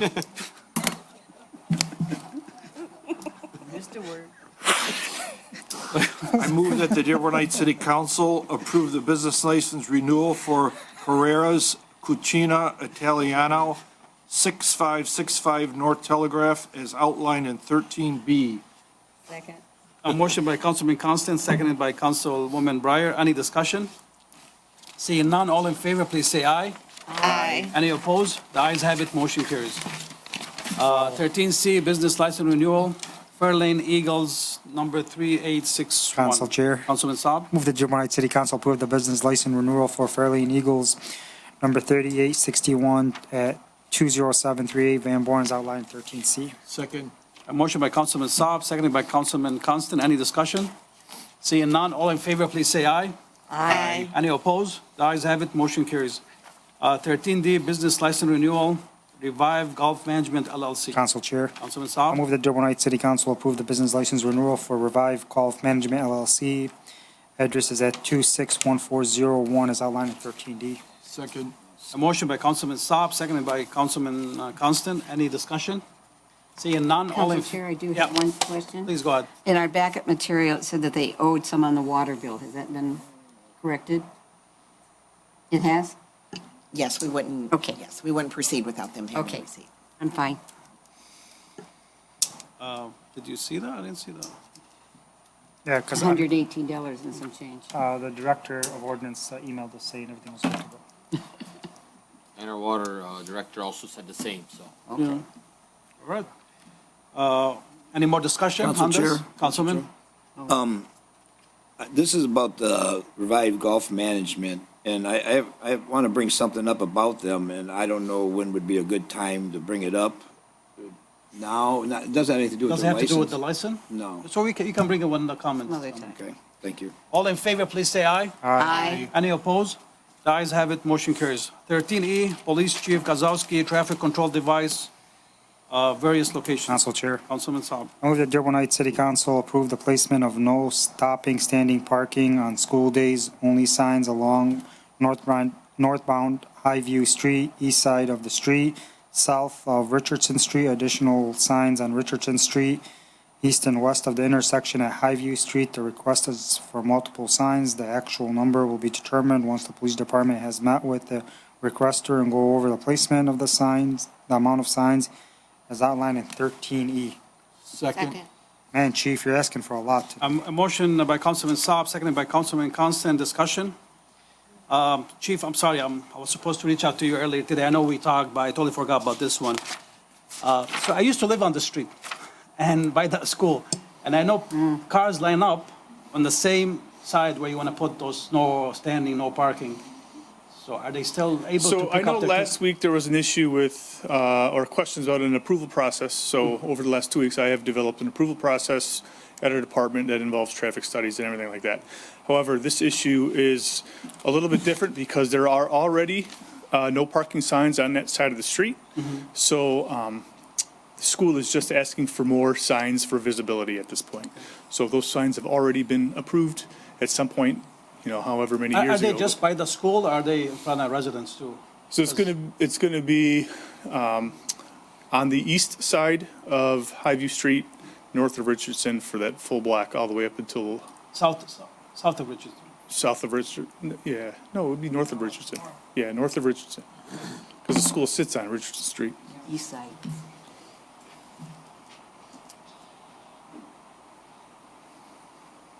No, south of Richardson. The signs is south of Richardson. Where's the map? So Highview is the corner of Richardson and Highview. Correct. So you put on the sign south of Richardson. North. North.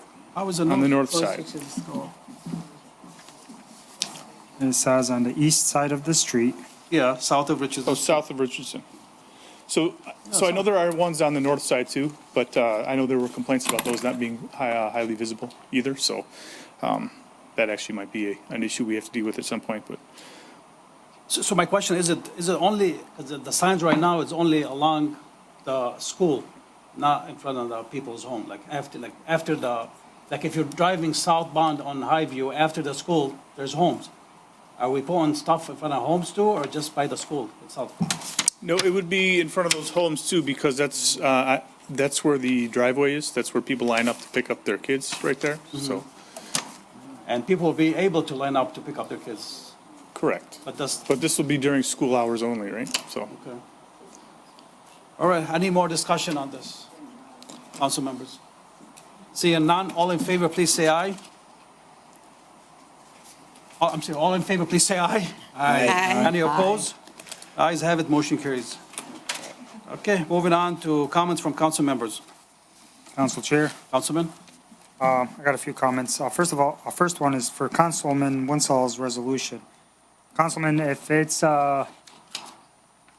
something that we can revise without halting everything, I'd actually support a resolution, but it was just too vague and too broad, and it felt like we're infringing on people's rights and people's private property. It's not private property. But it is, because we just passed or a resolution before that was for city easements. This one would be for private property. But I would, if it's come back for private property and it's more clear, I would support something like that. Secondly, is we start yard waste collection on the 6th. So please have your leaf bags put on then. I know I drove around the city. There's a lot of leaf bags put out right now. They're not gonna get picked up. Last week, we had a really bad windstorm that knocked down a lot of trees in the city. And with all these resolutions coming forward, it was pretty bad across the city. So, I mean, I'm somebody that likes trees. I hate to cut them, but when we have to cut them. But our trees are in desperate need of help, really. Some of them, a lot of them need to be removed, unfortunately. But we gotta plant a lot more. So I also want to give a shout out to our ordinance director. Honestly, I've called him this week a few times, and he's jumped right on things. And believe it or not, he's made former Councilman Ray Muska happy. Not once, twice, but 3 times this week. So, thank you for your work. Honestly, you're going above and beyond what your Your duties employee of the are. month. He should be honest with you. Yes. Okay, great. He should him out be, for because lunch. he's honestly doing a hell of a job. Thank you, Director. And then I want to give out our good our President of Act 78's wife. She's one hell of a cook, man. She cooks some amazing food, Vial. So we're gonna hopefully go eat after at his house. So, Mayor. Everybody? Yep, Council Chair. What about the residents? I won't go without That's them. only for 3 people. She cooked for 4 people, so we'll be fine. I'm not going without Zohair. Zohair can go. Well, I'll just post their address after the meeting. You can just go knock on their door. It's like Halloween. All set, Councilman? Thank you. Any more comments from council members? Council Chair, Councilman? thank you. I was kind of insulted that no one seconded my motion, and it was just for discussion. It wasn't voting on it. And I was really insulted that no one seconded it, because I was going to explain that resolution is for city-owned property, trees on city-owned property, because it's getting a little ridiculous now that any homeowner can apply for a permit for a tree in front of his house that's on city-owned property, and there's nothing, we cannot deny him the permit under our tree ordinance. They can cut down any trees. Recently, with the literally thousands of trees cut down along Ecorse Creek in the city of Dearborn Heights, and I did some research, over 5,000 trees cut on I-94 out by the airport. This area is being devastated by tree forestation. And for someone to say, hey, I don't like that tree in front of my house on city property, you legally have to give me a permit to cut that tree down. That's what I'm not in favor of. And like I said, once again, I was insulted that no one seconded, just for discussion purposes. That being said, a little bit disappointed on that. I think the tree ordinance needs to be completely rewritten. Okay. This coming May 9th, we have two functions going on, two activities. Unfortunately, they had to fall on the same day. One of them is our annual Ecorse Creek cleanup and rain garden maintenance behind the Richard A. Young Center. This is our 33rd annual. We're still looking for some sponsors and inviting all the public to come out. It's a real fun event. We spend 4 hours out there cleaning the rain gardens, which are vital to that area because they take in all the rainwater off the Richard A. Young Center and the parking lot, and instead of diverting it into the creek, it's soaked into the ground, and it's naturally evaporated into the atmosphere and absorbed into the ground naturally, and instead of putting a burden on the Ecorse Creek. That's May 9th. And also on May 9th that evening, we have our third annual Family Fun Night at Annapolis High School. This is an activity open to the public, completely free, with the exception of a non-perishable food item to get in. The food's free, the raffle's free, all the games are free. We're looking to have, like I said last time, we're looking at having some wrestling there, some big-time wrestling.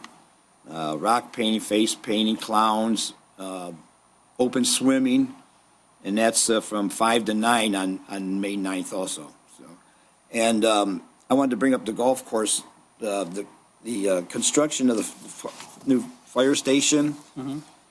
I was wondering what phase that contract is in, dealing with the contractor. Is it finalized and signed?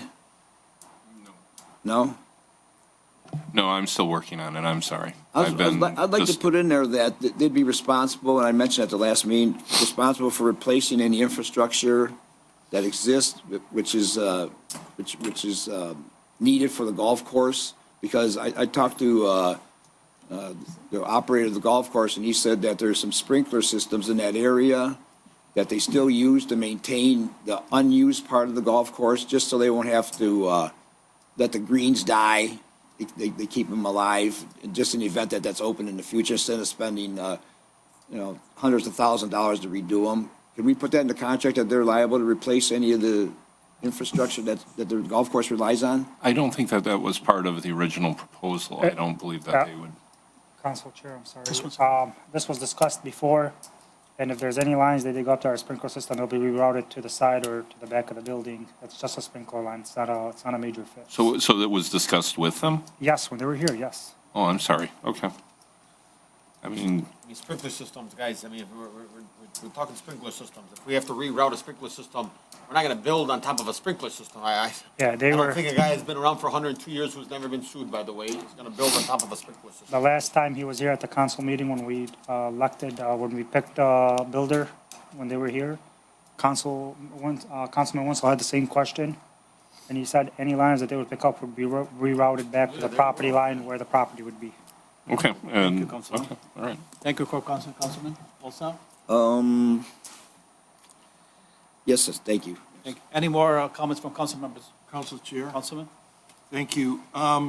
originally, Nettapigian, the former councilman, passed an ordinance that no one could cut down trees, and a whole different process to go through. So I'm glad we're getting something moving where, number one, we get some attention to our damaged, diseased trees, and allow a resident that's got a tree that they want to take out, they can take out. And I agree with Councilman Wenzel about the virtual shaving of the banks of the Ecorse Creek. I mean, I think it just looks terrible. I've sent an email to the Director of the Department of Public Works for Wayne County, Andy Candrivas, and others. There's an old saying that when you fool with Mother Nature, when they put the Rouge River through the cement banks, I just don't know what purpose the taking down all the trees and all the green will do, but I'll keep the council and everyone posted as what I find out. Thank you, Councilman. Councilwoman? In response to what Tom and Bob have said, they've done a great job. They're reinforcing the sides. They're not done yet. They're going to try and do more. We're looking for more grants to help out with the Ecorse Creek, and we haven't, knock on wood, had a flooding situation since they did this. So I just want everybody to know that. That's great news, Councilwoman. Yes. Positive energy, definitely. Council Chair, if I can just speak on it quickly. Sure. Regarding the Ecorse Creek and the cleanup, look, nobody wants to see all the rocks and all the debris and all the trees be ripped out, and it brings out a ton of rodents, because that's where rodents tend to hide. The truth is, it has to happen, guys. It has to happen. I mean, I'm so tired. I'm sorry to say this, guys. I'm so sick and tired that any time a little bit of change happens, everybody wants to shoot up and go crazy. You don't want change, but you want change. You give change, then you get yelled at. And if you don't do change, you get yelled at. It's a lose-lose. It's crazy. Sorry, guys. You can't make everybody happy. When the $10 million was brought forward and Commissioner Kiniza came here and spoke, everybody was giving him a round of applause. He started doing his job and everybody started yelling at him. It's crazy. That's just my opinion, though. Council Chair? Can I, Yeah, go ahead, Councilman. Yeah, I just want everybody to know that I'm not objecting to the trees being cut down. I'm just stating the fact that they are being cut down. And it's got to affect the ecosystem somehow. I mean, there's some areas where it looks good, some areas it doesn't look good. Seems like the creek's narrower now, I don't know. But I'm not saying they shouldn't have cut these trees down. Some of the trees were growing, some of the trees were definitely needed to be cut down. But I wasn't objecting to the trees, I was just stating the fact that there were thousands of trees cut down. So why should we let people cut down more trees in Dearborn Heights just because they don't want a tree out in front of their house on city property? Because we cannot legally stop them from getting a permit to cut down a tree. Every resident in Dearborn Heights that has a tree in their front yard on city property could have them cut down if they want, and we could have no trees lining our streets. We once were a tree-lined street community. And like the mayor said, he went down some neighborhoods and there's not any trees. Not a single tree. It's crazy. Yeah. But I will tell you, because it seems like social media, aside from our great communications director, has been the new place to communicate now, right? Giving away raises and all that. But there are people that are going on social media talking about how excited they are to see how the creek looks different, how they can finally see their neighbor. And when I was knocking on doors and campaigning and hearing the chainsaws cutting down these trees, people are finally something's happening in Dearborn Heights. You know who took the credit? I did. I said, yeah, I made him do it. Why do you think I got a sign in front of the house? The moral of the story was, then there were those other ones Tom, to your statement where were well, this looks like crap. I can't believe they're taking down the tree. There's somebody in here that I argue with all the time, right? She believes one way, I believe the other way sometimes. And I used to think like that, but the truth is, guys, change is going to happen. And let me tell you something, the next 5 years, the city's going to look completely different. But it's only because we went through so much hardship. I'm not trying to get philosophical, but every year leaves fall out of a tree. Every year you have these because things get ugly, they fall out, they crust, they boom, and then they rebloom. We got to rebloom right now. We've been going through a crusty time. I promise you, we're on the route to bloom right now, guys. Thank you, Mayor. Council Chair, for the record, that was a big word there. That was a big word. Okay, let's go back to that. Yeah. Councilman. Cool your hair. I mean, even if they take that tree down, they're supposed to plant another tree. Slap them. So if there's a tree that give them a hard time, and like the sycamore tree, I mean, why not? Not take it down. and put another nice tree instead. Well, they don't have to plant a tree. No, they have to, don't they have to plant a tree? Can we not talk about trees no more? They have, I thought they they have to plant a tree in that space. they have to, right? Yeah, And they that's have to. the That's what I'm saying. They can take it down, but they have to plant another tree instead. That's not happening. Yeah, I know. No, now it's happening. The years of you guys fighting is what led to that. Yeah, it ain't Sorry happening. to say. Now it's happening. Definitely it's happening. If you see one that's not happening, make sure to tell the ordinance So what director about, you or know, DPW. That's why there's no trees? What about, ones that, One meeting, please. Police department and no trees. Yeah. You had something to say? Come on, go ahead.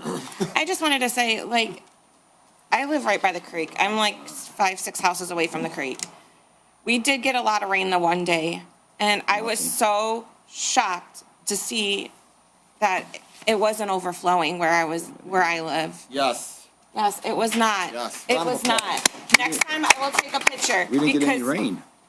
We did get rain. We got CJ was rained out of very work. heavy rain. Yeah, like, I mean, it was heavy, and I was worried. I was worried when I got up in the morning that my street was, it was not. I mean, it looks, I'll take a picture and I'm gonna send it to you. I just wanted to say, like, it's just, I was shocked. So it is being done. Thank you, Councilwoman, for By the way, I just want you to know that I was also very worried because I started saying, man, nothing's going right. So when it was raining, I said, please God, stop raining. Yeah. Oh, no. It didn't. Mayor, you're definitely one of a kind. Definitely you are. Thanks to Director DeBaggio. Can we give Director DeBaggio a round of applause, please? Can we give him one? Thank you. Good job. I just want to wish a happy belated birthday for our Madam Clerk. I know it was last week. Yes, yes. DeBaggio, a round of applause. We love you, Madam Clerk.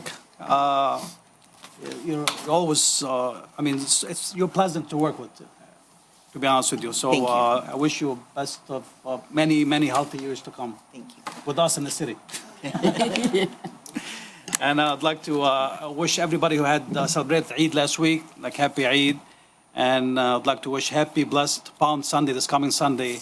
And we're not going to see you next week, so happy Easter, whoever is observing Easter next week. So, and God bless everyone. Yes. Okay, so now announcement from city officials.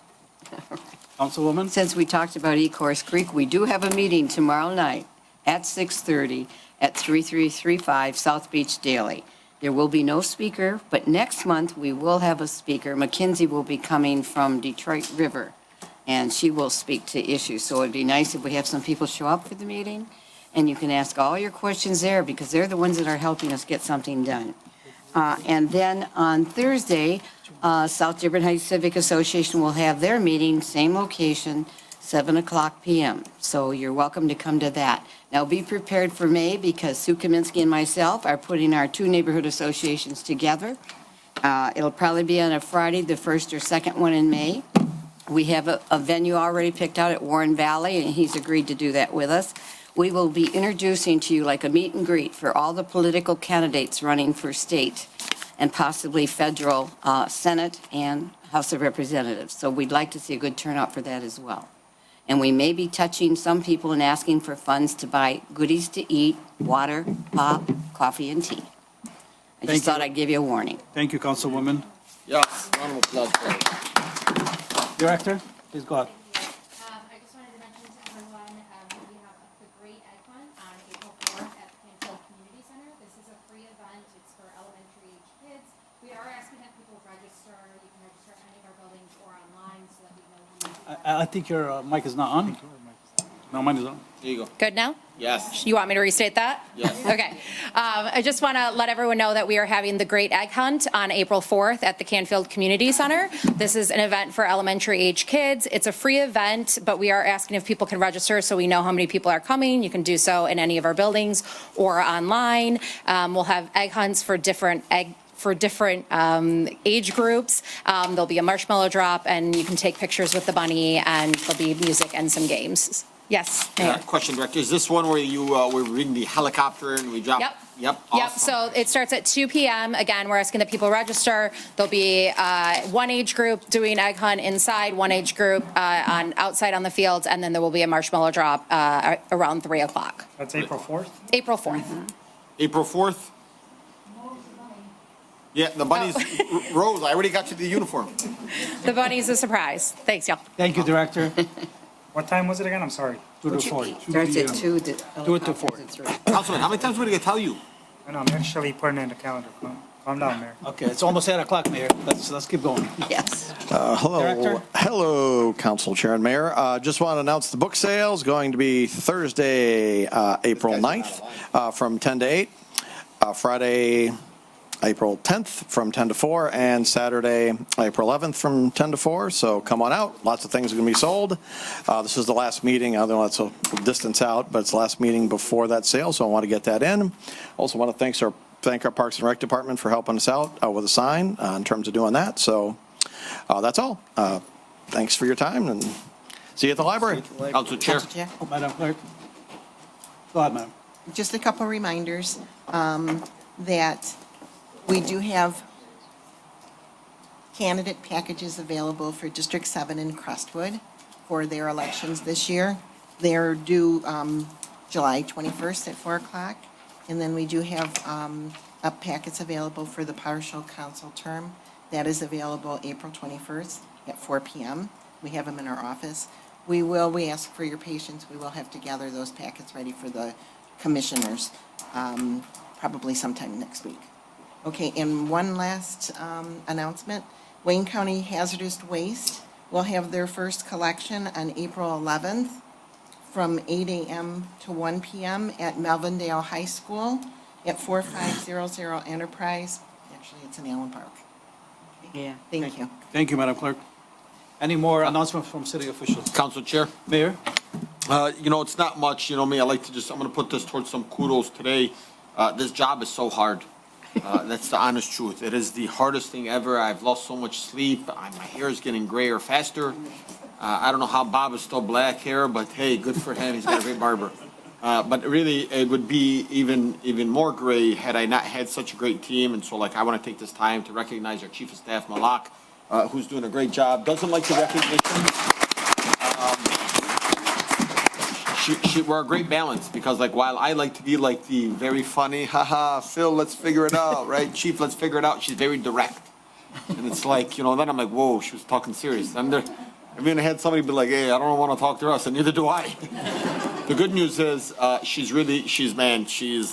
awesome and making sure that we're moving forward because our city has endured so much in 3 weeks, and it wouldn't be done without such a great team from the top to the bottom. Every single director, every police, fire chief, deputy chief, future deputy chief, deputy police chief, a lot of fire chiefs, a lot of chiefs out there.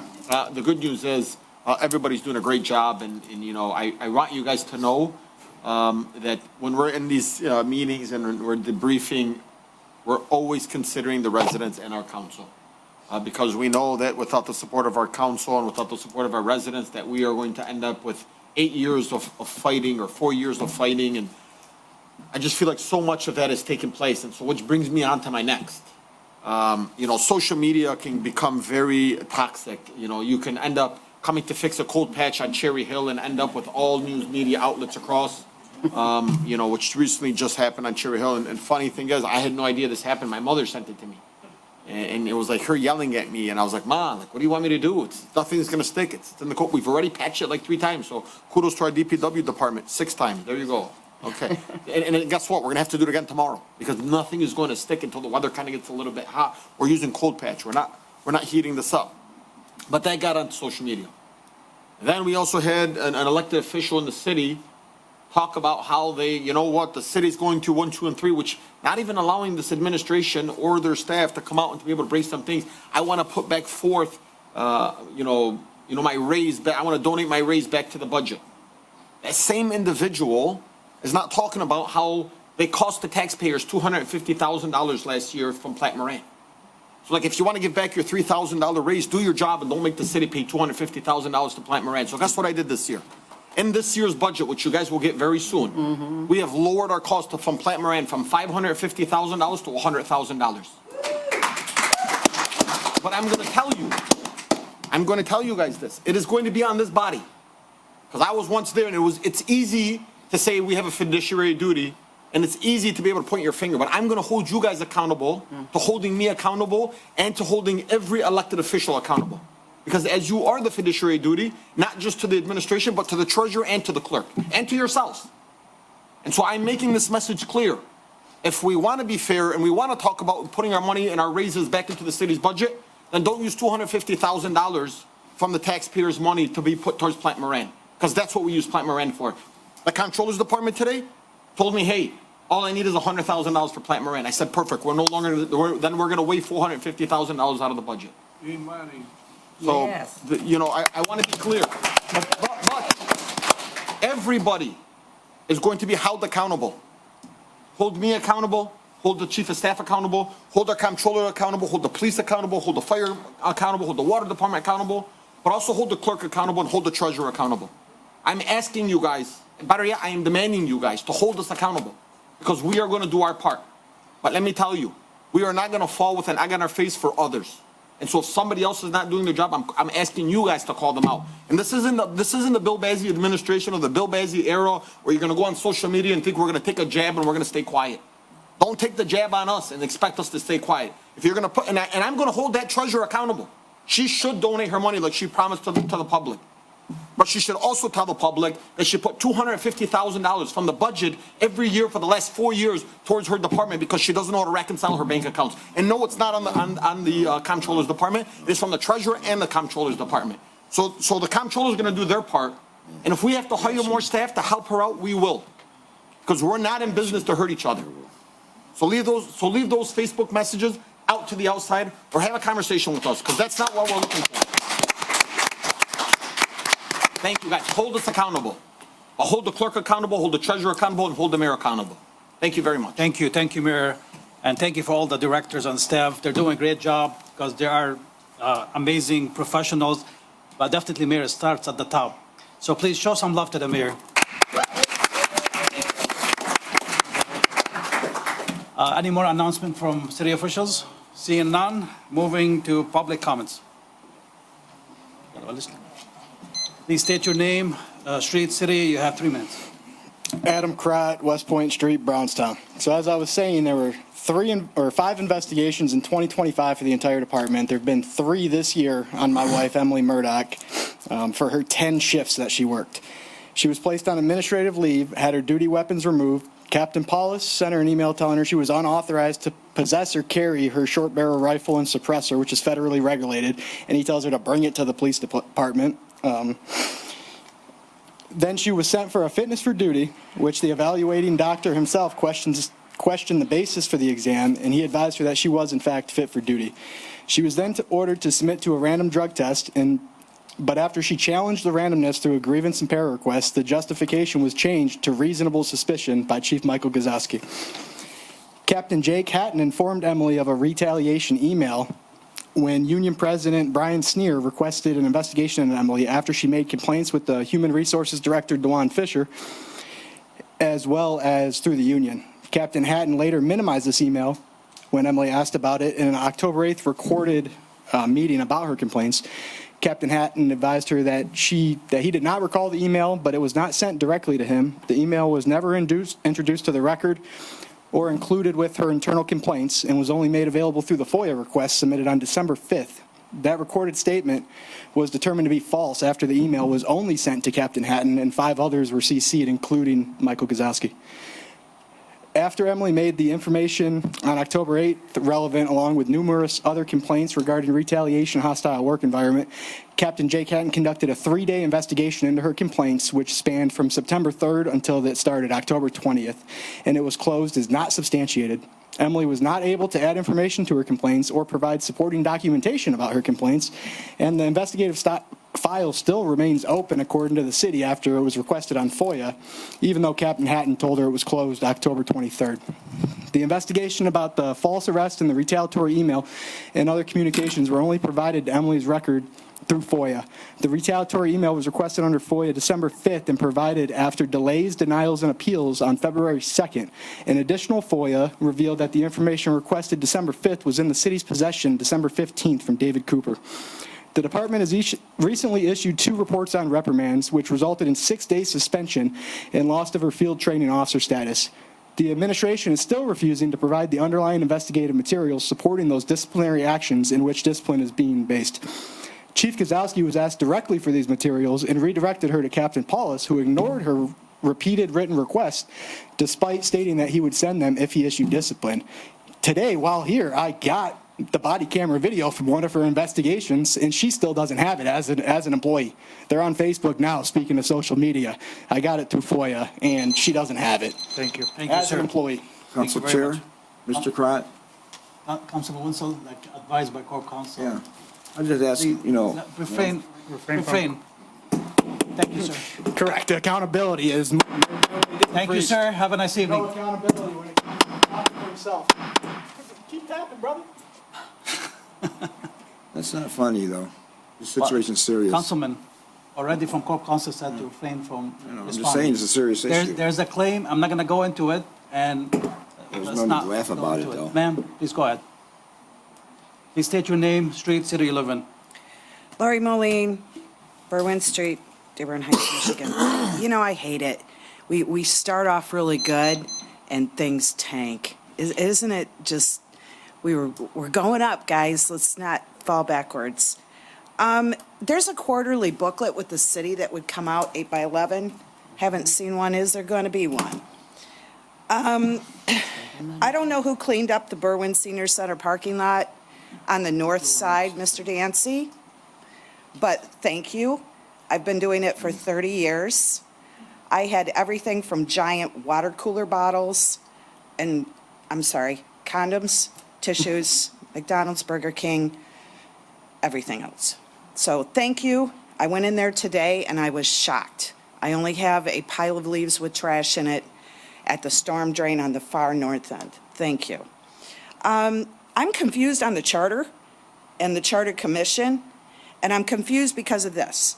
You're going to vote to have a charter revision, and you're going to vote at the same time for a charter commission.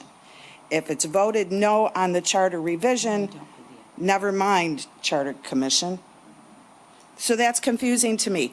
But what I would do, and this is just, bear with me, it would be really great if the city, since this hasn't been looked at since 1963, put some time and effort into some sort of media investment into educating its residents about what is a charter, what does it do, why is it important, why would we like a revision, is it for the residents, why? And just that quarterly 8.5 by 11 isn't enough. So if you're going to utilize the media like everybody else is, utilize it in that way and educate the residents, i.e. voters, so that this does go through, because it seems as though the intent is we need it. Thank you. Thank you, ma'am. Thank you for the positive energy that you always bring to the meeting. And yes, the city is going to have some media about it. That's why we're trying to push it now, so we can have enough time so people can know more about it, and hopefully they vote it in November. Ma'am, please state your name, street, city you live in. You have 2 minutes. My name is Carly Ladd. I live on McDonald Street in Dearborn Heights, also known as the redheaded stepchildren, because we do not get as much attention as the main city of Dearborn Heights. We have residents that have, and I've called on numerous times, I have pictures, their yards are absolutely atrocious. They are not using their garage. Behind their garage is just full of junk. I did get an ordinance complaint today on my door because I have a 14-foot fishing boat that is on the side, that's not directly in front of my garage, but it's on the side. So I have to now find a place to put that. So I'm not very happy about that. But I have a neighbor next door that I have pictures of. He has an abandoned truck in his driveway that has been there for over 4 years. I've lived in Dearborn Heights for 4 years. It's been there for over 4 years. I've called on it. Nobody does anything. We have kids that ride motorbikes, like little mini bikes, up and down our street. We call on it. The police come 2.5 hours later. Well, they're not on the street anymore, but they're stationed down the street. They have like a little mini bike club. It's very depressing to see, because I know that I grew up in Taylor, which is less than a mile, just on the other side of Van Born. So I'm actually very good friends with the mayor of Taylor, Tim Woolley. And it's just depressing to see like what Taylor is trying to do and then what we're doing over in our area. It's just, it's gross. It's disgusting that these people have been there forever. And I got a call today to the ordinance and I got told, well, we've been on them for a long time and we can't get them to show up to court. Okay, so what are we doing about that? Like, you've been on them. I have a neighbor 2 doors down that has a giant hole in the back of their house. When I moved in, they had a giant mound of dirt next to it. The mound of dirt's gone, but still the giant hole's still sitting there.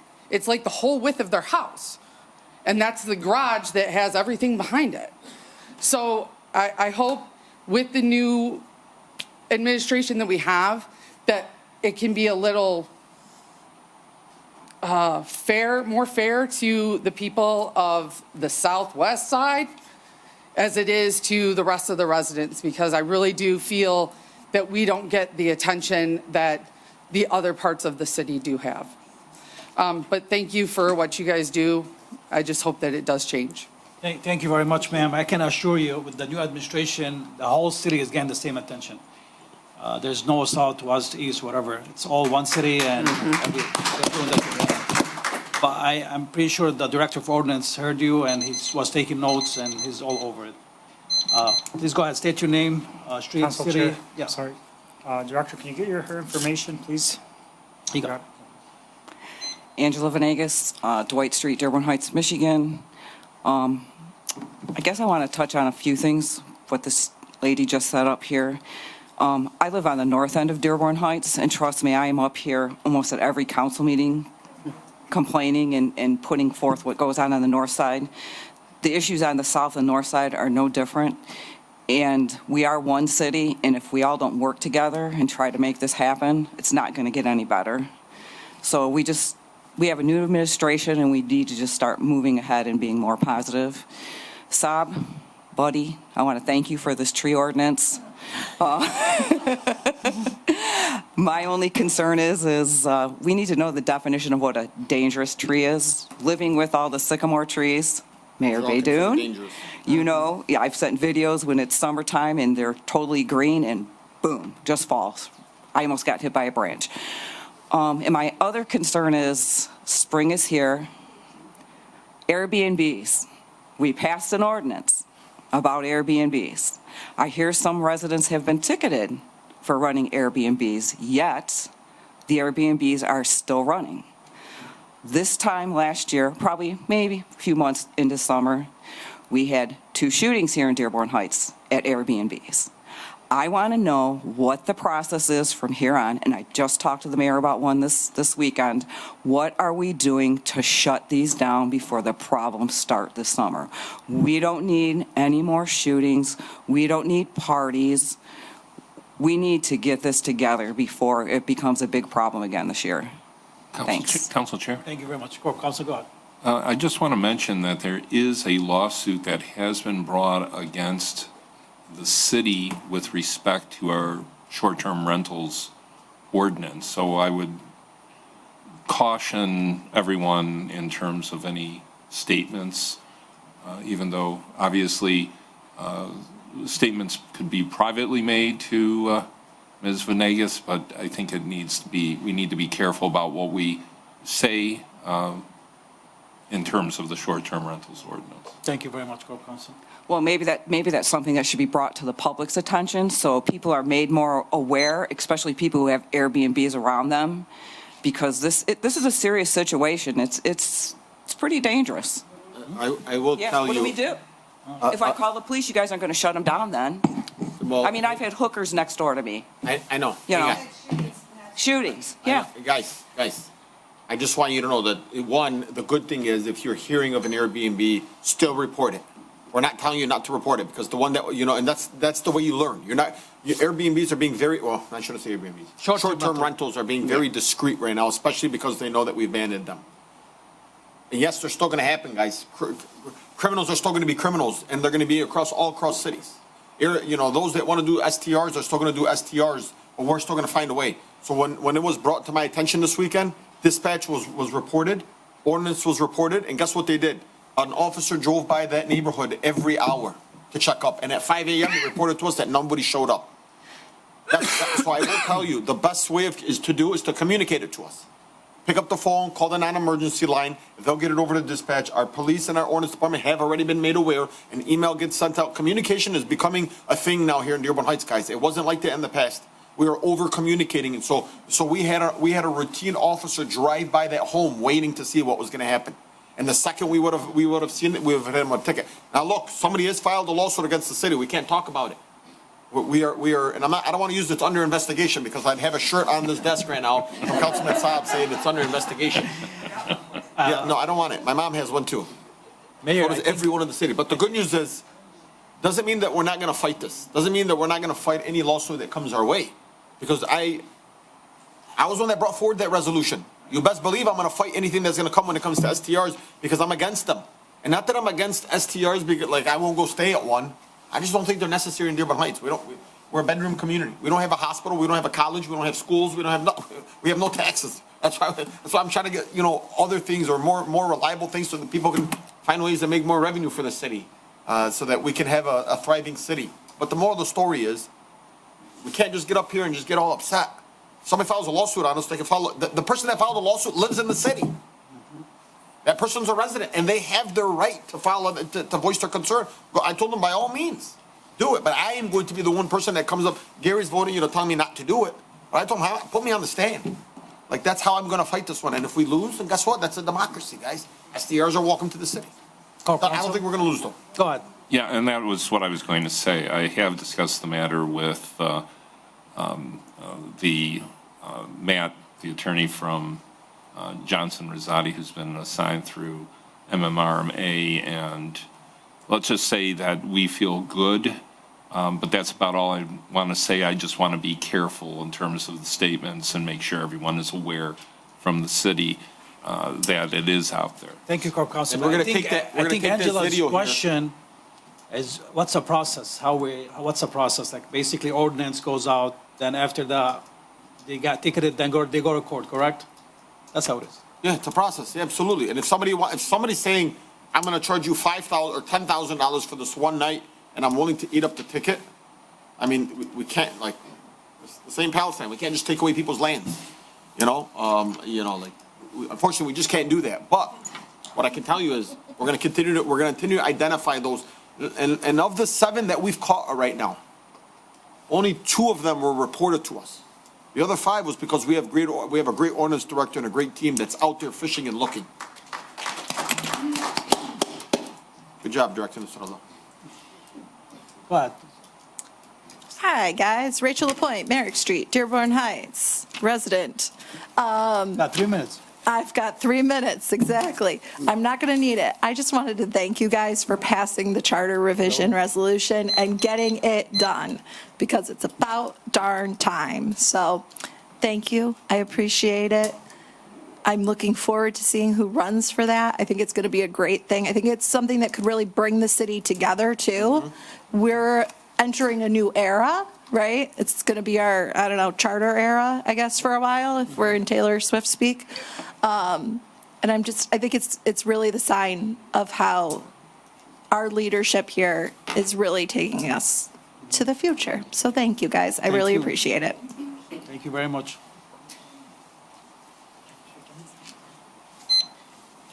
How you doing? Hi, never been up here before. Barb Gansfor in Rouge River Drive, lifetime Dearborn Heights resident. Good news, but old news. I've been under the weather for the last 6 months, but I just want to tell you, back in September, I went to the new Van Houten Park on Silvery Lane. That used to be the old wooden sliver-bound creepy castle for the kids to play on. Really awful. This new park is incredible. If you guys have been there, probably everybody's been there. I just got there this fall. Unbelievable. Kids area, babies area, clean. There was 2 gentlemen picking up garbage. I hope the residents keep it clean. We found, a couple of water bottles, yada, yada. But beautiful, beautiful, and very impressed. Thank you for the park updates. My grandkids can't wait to go to Grandma Barb's Park again this summer. They just loved it. Okay, so 3 months later, Christmas tree time. The city hall has never looked so beautiful this past Christmas, with the lights on the building, those little trees up the walkway, and that abominable snowman that talks to you scares the out of me. And then I start laughing. But in that beautiful Christmas tree at night, if you're driven by or parked at night when the wind blows, it twinkles. It was just beautiful. I hope that we are taking care of that tree, that it will last a long time, because it was, I'm sure, a huge project to get it here and donations or whatever. But it's beautiful, and I don't know, keep up the good work, because, working forward. Council Chair? Thank you very much, ma'am, and I'm glad you're feeling better. Thank you for Council being here. Chair? Mayor? So the young lady here is my actually old librarian at Crestwood, and she was there for a little over 30 years and just recently retired in 2018. So let's give her a round of applause for her services. And when she saw me, she's like, she's like, I can't believe you're the mayor. I said, me either. Council Saab. The best for the best. Good evening again, Zuhair Abdelhad, 354 Rosemary. A couple things I want to talk about. The Charter Commission, thank you for passing it. It was great. There's going to be on there. I will be on it, Mr. Mayor, definitely. Definitely, I will run for it. Second, I wish somebody would have seconded the motion for Tom out of courtesy. I think we should have courtesy for each other just to discuss the issue. You don't have to agree with it. Just we should respect each other, even if they were on the wrong, show them that they are wrong.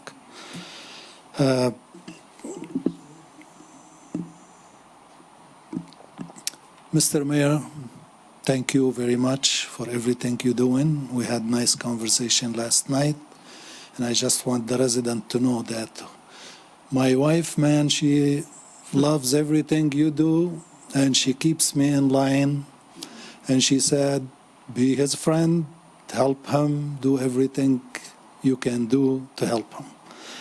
So I am in line. So what can I do? The last thing I want to say. Does she like me? Actually, she likes all of you guys. She likes what you're doing. No way she likes Saab. No way. Actually, she does, but no matter if you agree with somebody or you don't, open dialogue always bring nice outcome for every discussion. We have a say back in Lebanon, and always says, if you do good deed in your right hand, don't let the left hand know about it. And I appreciate what the treasurer did by donating portion of her salary back to the city, but I wish she would have done it quietly. It would have been a lot more respectful and a lot better than put it on Facebook. I supported her. I ran her campaign out of my house twice, just for people to know. And I hope that she will take good care of her office, and she will work with the controller, because fighting with each other is not going to bring but bad things to all of us. So thank you again, and God bless you guys. Thank you. Council Chair? Mayor? I wasn't going to really bring this up, but I want to recognize Zohair tonight. I was with Zohair last night, and he broke some news to me, and I won't go into too much detail because I won't put his information out there. But just know that everybody is dealing with something at home.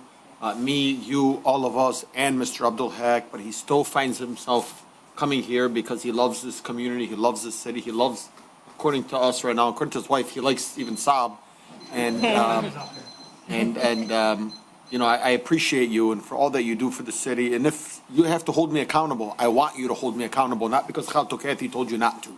But the truth is, I've known Zohair's family for many years. I learned how to play Tony Hawk's on PS2 back in his basement.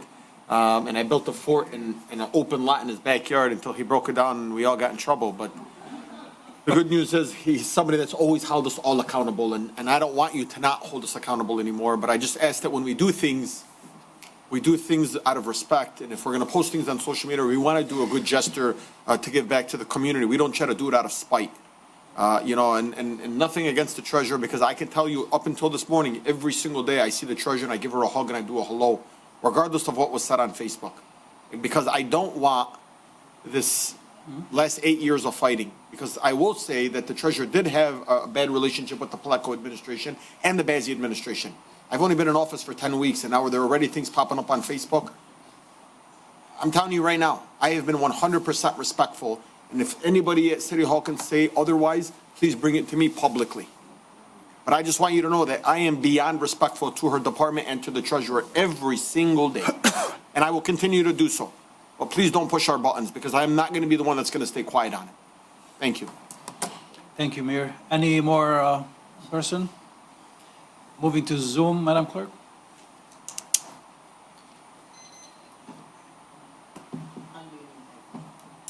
Good evening again. Good evening. Mr. Jamal, resident of, citizen of United States, Michigan. To follow up, I just want to be clear, like Mr. Councilman Saab, I want to get through first time. Mr. Saab, I do understand you from the first time, what you mean, and you are very clear. Hopefully, maybe it should be more understanding from others when somebody get clear about what, means saying what they say. Again, I asked the question about the bids. Mr. Saab gave me the correct answer, which is that you voted on bids for the engineering consultant. You did not vote on bids comes from the putting out bids for the construction bidders or construction contractors. Then the chair, Ahmed, took the fifth based on Mr. Attorney Germiati. Thank you, Mr. Ahmed. Now the answer from the mayor says there was bids. What bids you talking about, Mr. Mayor? Is the bids that Mr. Councilman Saab talked about? Or there is another bid went out for construction of the fire station? Then it comes to Mr. or Councilman Winslow ask the Corporation Council whether the contract is done or not. Then the contract says not being done yet. So which one is correct? If the contract is for... Thank you very much, Mr. Just for the record, I did not state anything he's saying for the record. Thank you. Let's move on, Madam Clerk. Please state your name, street. Good evening. Dana Parrish, Gridley Park Street, Dearborn Heights. As I said, good evening, council members. Good evening. Good evening. And Mayor. Good evening. I just want to say a couple of things real quick. Due to my health, I haven't been able to come to any council meetings in a long time. I do kind of watch Facebook. You've probably seen that. Last time I spoke, I talked about, using tools that we have available in the city. One of the biggest ones was BSNA. Yeah, I targeted that towards the treasurer's office.